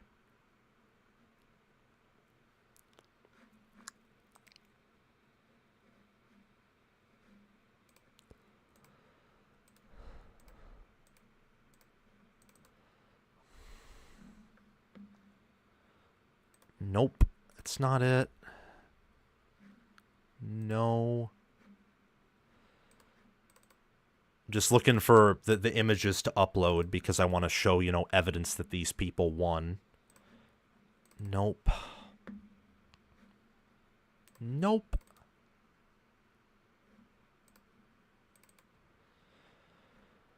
Oh. Getting a long way there. Nope. We're now, yep, down right there. So Ohio State has it 2nd and 10. They're at their own 47. Come on, guys. Let's get up to 300 likes. 300 likes. Come on. Go Longhorns. Go Buckeyes. Let's get this up to 300 likes before the end of the video. And also, like, subscribe, hit the bell, do those things. I appreciate you very much. Will Howard is going to be back to throw. Ball is out in space to Judkins. Judkins is going to easily pick up the first down there. Run of about 11 after the catch. Inside Texas territory. 12-13 left in the game. Looks like Ohio State's finally putting a little bit of a drive together.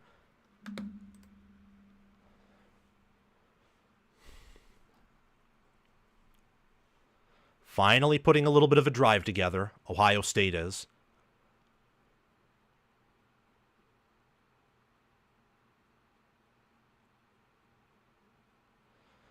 First and 10. 11:45. Judkins is still in the game. They are going to run it. Nope. They're going to run it. No, it was an RPO pass to Tate. It was incomplete. Both him and his man fell down. Maybe should have been a hold or PI. I don't exactly know, but it is 2nd and 10 for Ohio State at the Texas 42.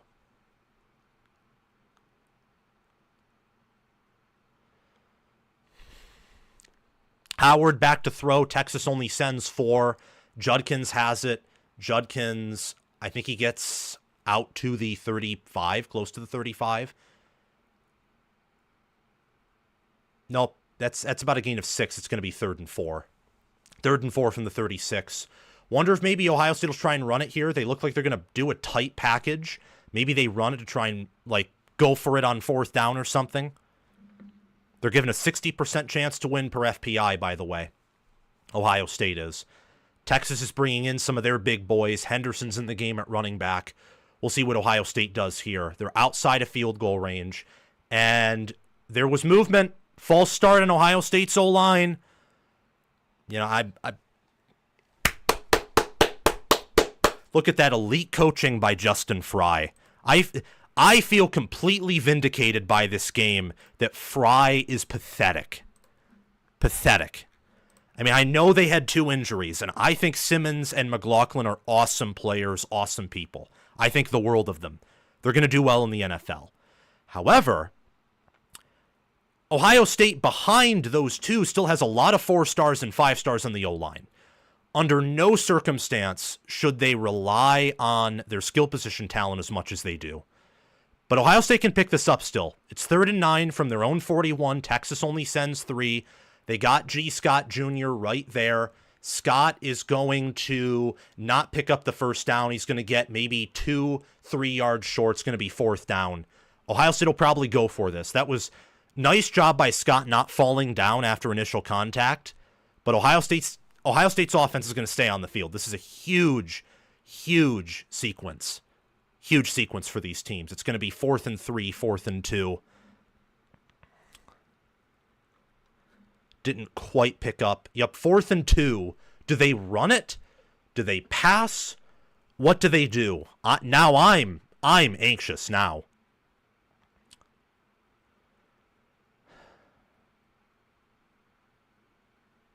And looks like there's going to be a timeout called, I think, by Ohio State. Nope, Texas. Texas uses their first timeout.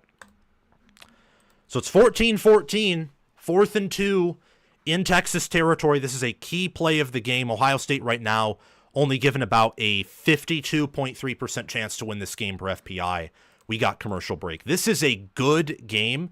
Only 9:50 in the game is left, guys. Only 9:50. Can you believe it? Ohio State's rushing for 2.6 yards per carry. Texas running for 2.7. Texas has 2 sacks. Ohio State has 3. and Texas has a pick. The Longhorns are winning the line of scrimmage. That's what's very evident to me.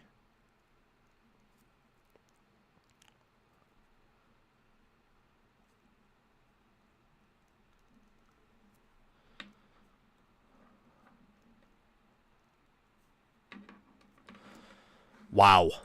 And now we're getting a lot of concurrent viewers. So everyone who's on here just now, make sure to like, make sure to subscribe, make sure to hit the bell.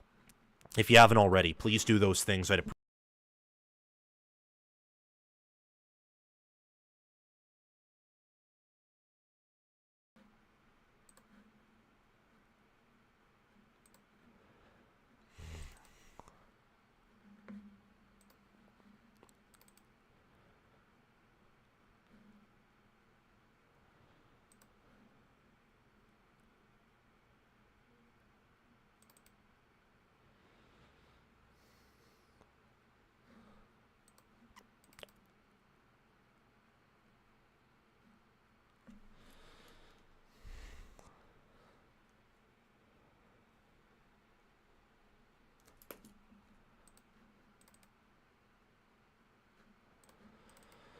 Whew, the nerves are just flying right now. They're going. The spider sense is going off.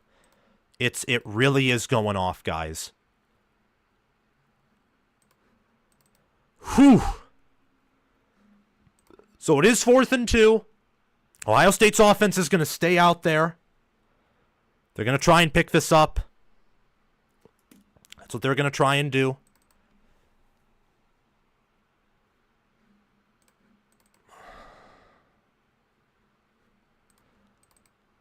Whew. The nerves, man. The nerves are coming. And Ohio State, keep in mind, is very good on 4th down. At least they were in the regular season. I don't know how it is exactly right now, but here they are. 4th and 2. Texas converted a 4th down earlier, also failed on a 4th down. This is Ohio State's first 4th down attempt of the game. It's their first. Wouldn't be shocked if they ran to the left because Texas is in man. There's absolutely no one to the left. Would not be shocked if they ran it there. Wouldn't be shocked at all. And Howard has the first down. He's going to get a touchdown. No, he falls down. Had the end zone, but he got tripped down at about the 16. Nice little quarterback designed run by him. That was a gain of 18. That, I think, was Ohio State's longest run of the day. No, Henderson had a 22-yard run. So Ohio State picks that up. Let's see if they can pay this off with a touchdown here. 9:23 left in the game.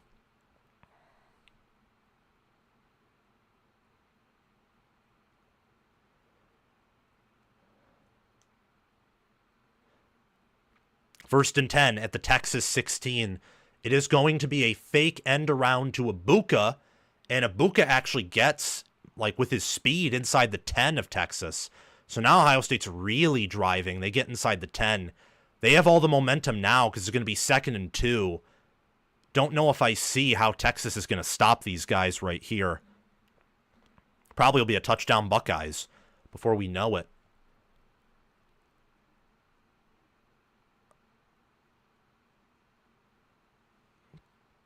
Judkins is back there.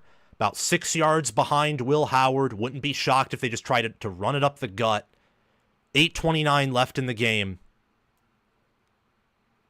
It will be a handoff to Judkins. Judkins gets down to the 2. It's going to be 1st and goal from the 2 for Ohio State. This is their second truly sustainable drive of the game. They now have an 82.8% chance to win per FPI. And the Texas defense looks a bit tired and a bit shell-shocked. So I'd imagine here that Ohio State scores.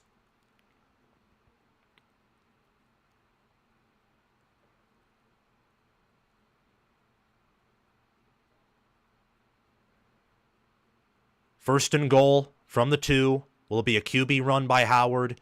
Yes, that's exactly what it's going to be. Howard, is he in? That's what they're going to say. I think. Nope. 2nd and goal. They're going to say he was down at about the 1. half-yard line. Now here they should just QB sneak.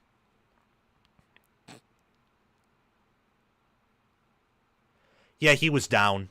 He was down. The ball should probably be spotted a little bit behind that, like at the actual 1-yard line. But regardless, if you're Howard here, why don't you just QB sneak it? That's what you should do.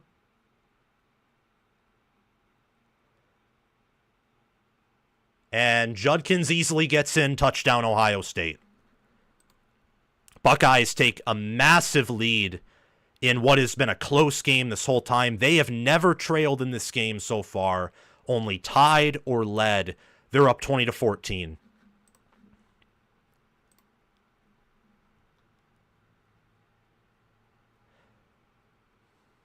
$7:45 minutes, by the way. That was a long drive of 13 plays, 88 yards, 7:45. Much needed drive to rest the defense. And now Texas is in a really tough position here. Really tough position. Ohio State's not that far away from a national championship game.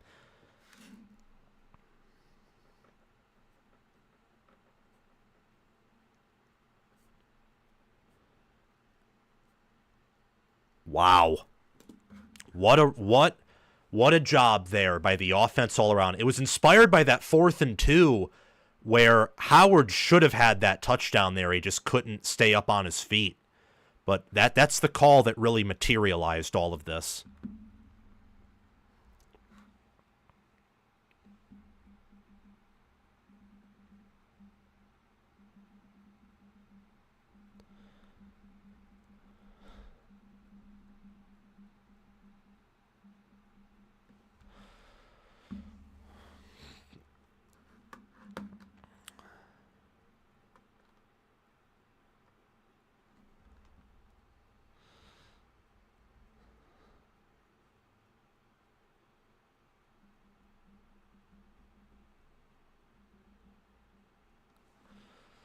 So Ohio State's going to kick this away with 7:02 left in the game.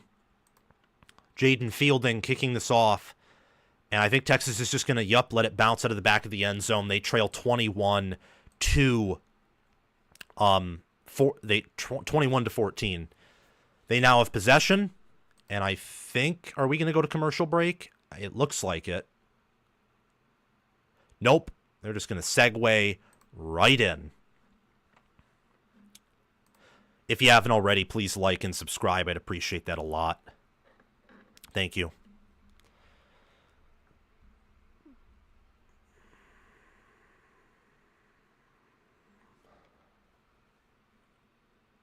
Ewers is back to throw. Gets it out. Beautiful catch by Gunnar Helm to make it 2nd and 8. Or 2nd and 2, rather. Got an 8-yard reception. It was a bit of a wide throw by Ewers, but Helm was able to bring it in. 6:49 left in the game. Texas is going to go quick tempo. I don't think they want to just bring this game to overtime. I think they want to win. And Jaden Blue gets through a hole, gets out to the 41.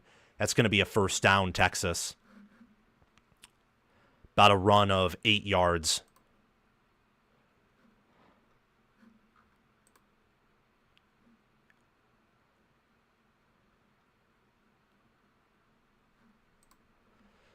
$6:18 left in the game. It's going to be a play-action fake for Ewers, and Ewers is going to throw it to Gunnar Helm. Gunnar Helm has it all the way down at the 25, and there is a flag, and it looks like it's going to be on Gunnar Helm. Wow. That is a killer. They're going to be that penalty is going to put them all the way back at the 40. For sure. That's where they're lining up. Unsportsmanlike conduct on Texas. That was a huge penalty on Helm. Unnecessary. But they're inside the Ohio State 40. So it's still going to be a 1st and 10, just not at the same exact position. So they had a net gain of 19 yards. It was a big pass by Ewers to Helm. Shoved down Caleb Downs right there and then pointed at him. That was what that was called for. Ewers is back to throw. Got a wide open man, and it's caught at the 14. I don't know what's happened. Matthew Golden is there, but Texas is coming out, and they're putting together their own really good drive. Oh, they doubled up Downs. So Downs had to pick one guy, and they were going to go to whoever. Wow. So they're 1st and 10 at the 13 is where Texas is. They are going to hand it off to Blue. Blue's going to get down to about the 10. Maybe the 11. So it'll be 2nd and 6, I believe, with 5:20 left in the game.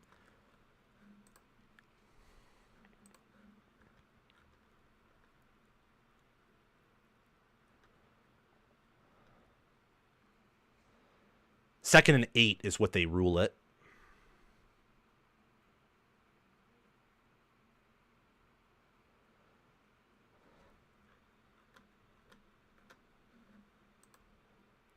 Ewers.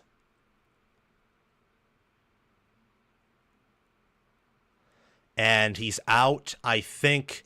Yup, it'll be 3rd and 2 for Texas. So 3rd and 2 from the 6 is where they'll be. Only need... Oh, no, they're going to list it as 3rd and 3, actually. Wonder if they run it. Wonder if they pass. I don't know exactly what they do.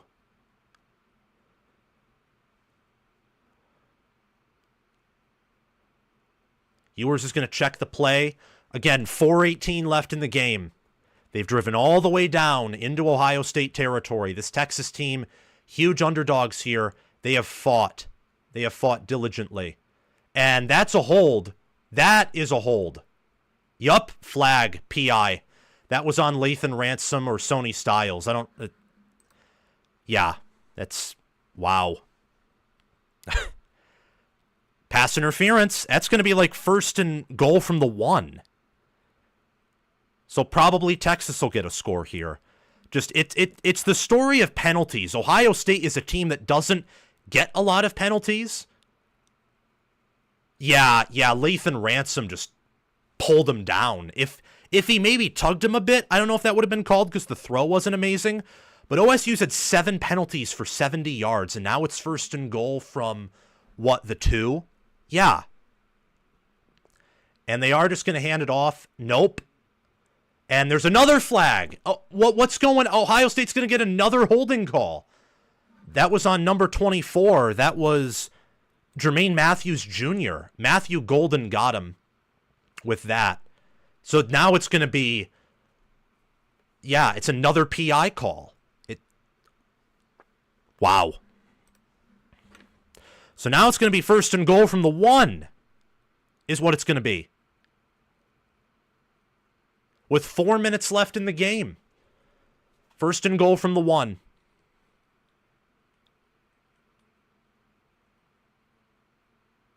Jarrett Gibson's in the game. He's more of their power back, and they have 2 offensive linemen.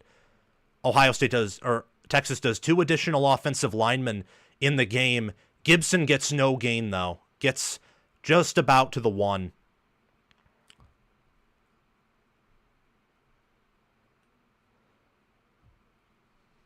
Let's see if Ohio State can get a goal line stop here. That would be pretty interesting.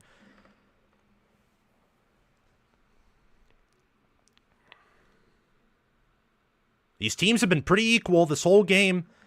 Very, very equal here. 2nd and goal from the 1. You got to go 1 whole yard. 1 whole yard. That's what you got to do. And I don't know why they did that, but that was a dumb play call. That was a 7-yard loss on 2nd and goal. I think they overthought that, Texas did. I don't know why they did that. That was so bad. That if Texas loses, that play call is why they lose. Ohio State now has an 80.1% chance to win.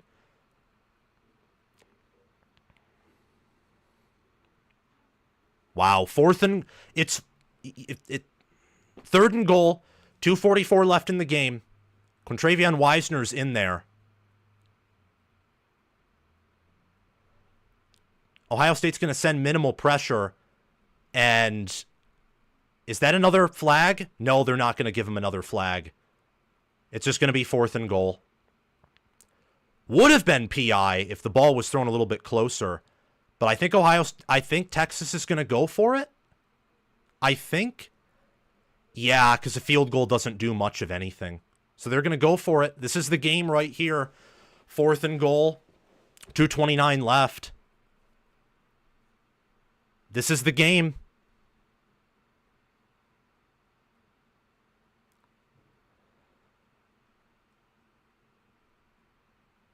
And Sawyer's going to get a fumble recovery for 6. That's how this is going to work. That's game right there. Ohio State's going to advance to the national championship. Touchdown, Ohio State. Wow. That's game. That is game.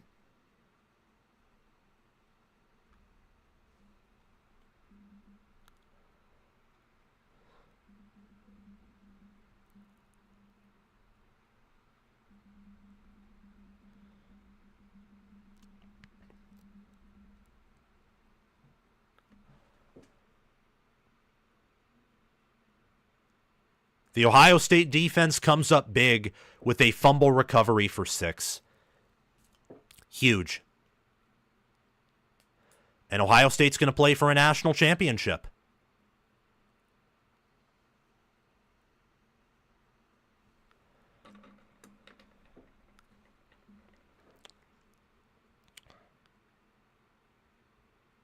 Wow. And the extra point is good. That's game, ladies and gentlemen. That is game. These teams were pretty equal, though. Ohio State was just a little bit better.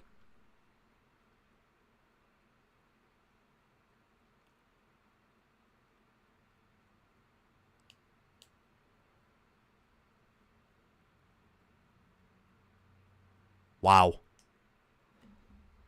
2:13 left. Texas is going to need a miracle to somehow come back in the game.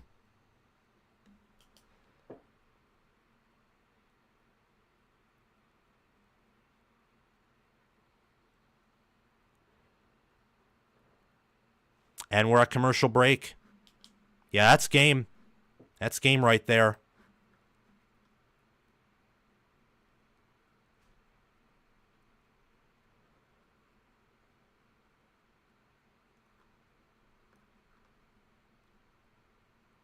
Points takers in shambles.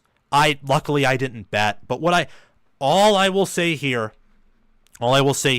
is you got two humongous plays for Ohio State that were long touchdowns that came from the players you'd least expect. So yeah.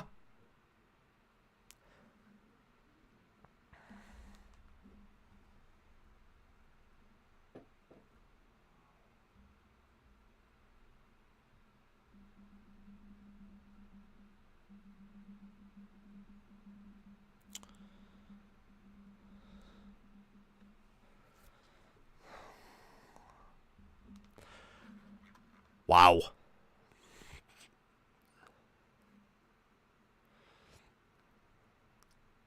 Well, the difference was the fourth quarter.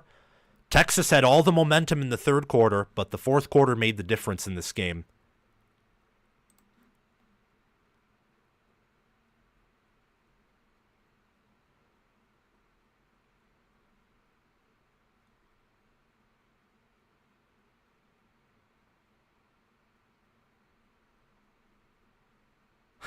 Maybe the Shorthorns can cheat and add another second. I know exactly what you're talking about.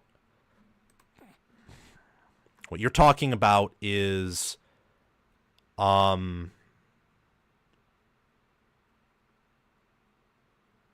gosh.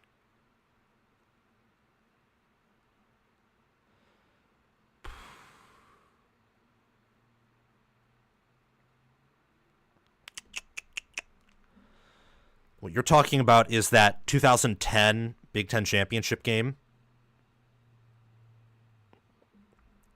Big 12 championship game, yeah. Wow. Well, that was kind of like Let me see.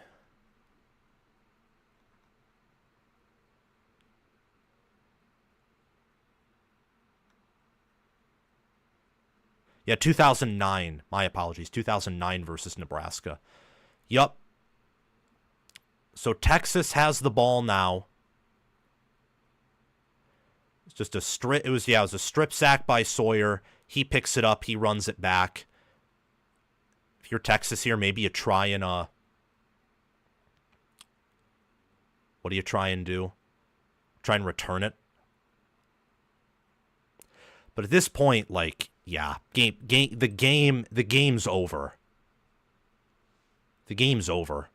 And it was, and what it was is the fact that, like, look, I mean, Texas all season long has been this team that's been very inconsistent on offense. And Sark's game management's a little questionable. And that showed, right? I mean, you had it 1st and goal from the 1. Even against Ohio State, a lot of teams 1st and goal from the 1 score there. And Ohio State's D-line's really good. Especially with the O-line that you have. And yet, that's not what happened. It's not what happened one bit. So now Texas is going to need a miracle to somehow come back and win the game, or at least bring it to overtime. We'll see, though. Ohio State's playing pretty prevent defense. And it's going to be caught for a gain of 7. That will be the 2-minute warning. Yep, 2nd and 4. 2-minute warning. That's where we've arrived, ladies and gentlemen. That's where we have arrived.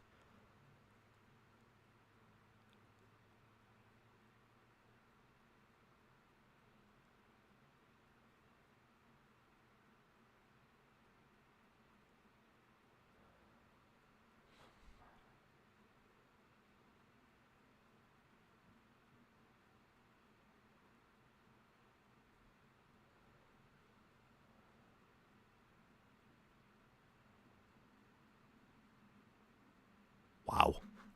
That was insane. It, like, could have been 21-21, but instead 28-14 right off the rip. That's crazy. I mean, almost Sark's probably thinking, like, well, you know, in hindsight, maybe I should have kicked the field goal.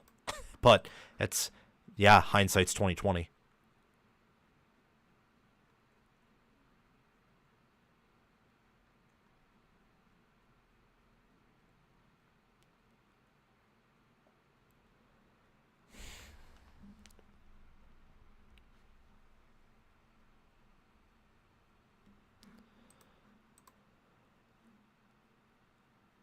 Wow.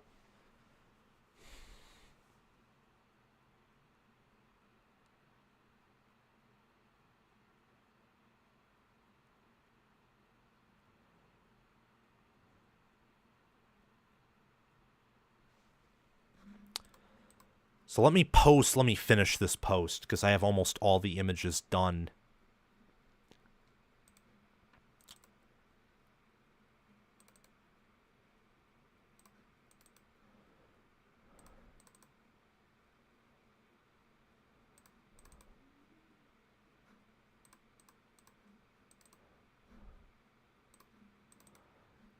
Come on, where are you? Where are you? I'm looking for Southpaw's comment to post it up. There it is. Okay.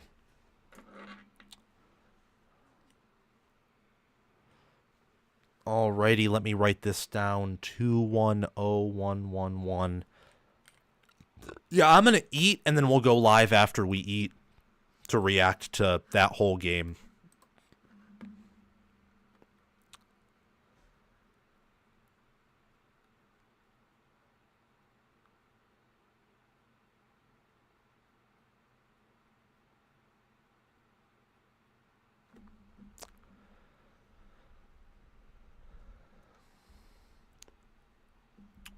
In fact, I might take a bite of my food right now. Okay, $2 super chat I see. Who do you think is tougher, Texas or Notre Dame? I'd say on offense, Notre Dame. On defense, probably Texas. 2nd and 4. Longhorn fans haven't all left the building, but they're about to. They'll leave the minute the drive ends. Thank you, King Kavosha, for the $2 super chat. Ohio State's going to send some pressure, some stunts. Ewers is going to get out of the pocket, fires, incomplete. 3rd and 4.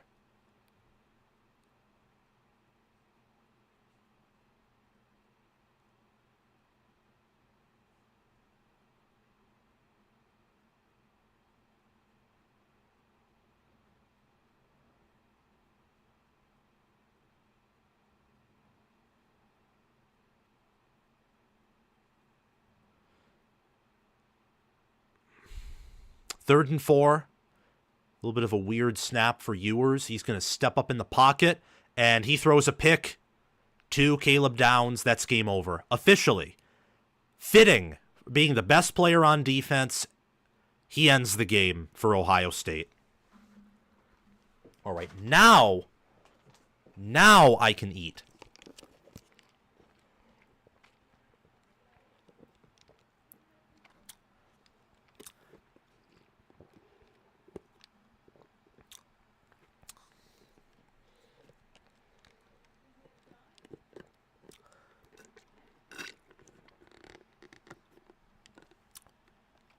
King Gavosha, the tougher opponent is certainly Texas.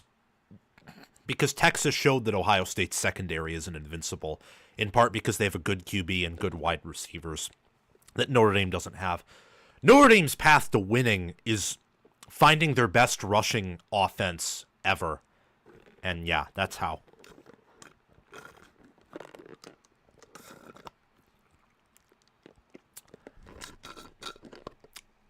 They'll run it with Judkins.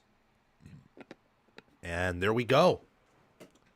Clock begins to go. Sark's not even calling the timeouts, which is understandable. Just wants his team to, yeah. Disappointing if you're Texas for the sole point that, like, your defense played exceptionally well. Like, in an alternate universe, the score's 21-14. It's only a 7-point win. So Ohio State's going to win and cover, which actually means Vegas loses a lot of money. Vegas totally thought that Texas was going to cover here and probably lose by 3, is what I'm kind of guessing.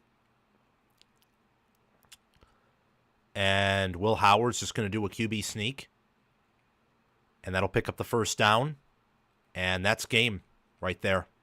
So, Ryan Day has another win. He is now 4-3 in the playoffs. He has another win against a top 5 team. Where are the people who wanted him fired?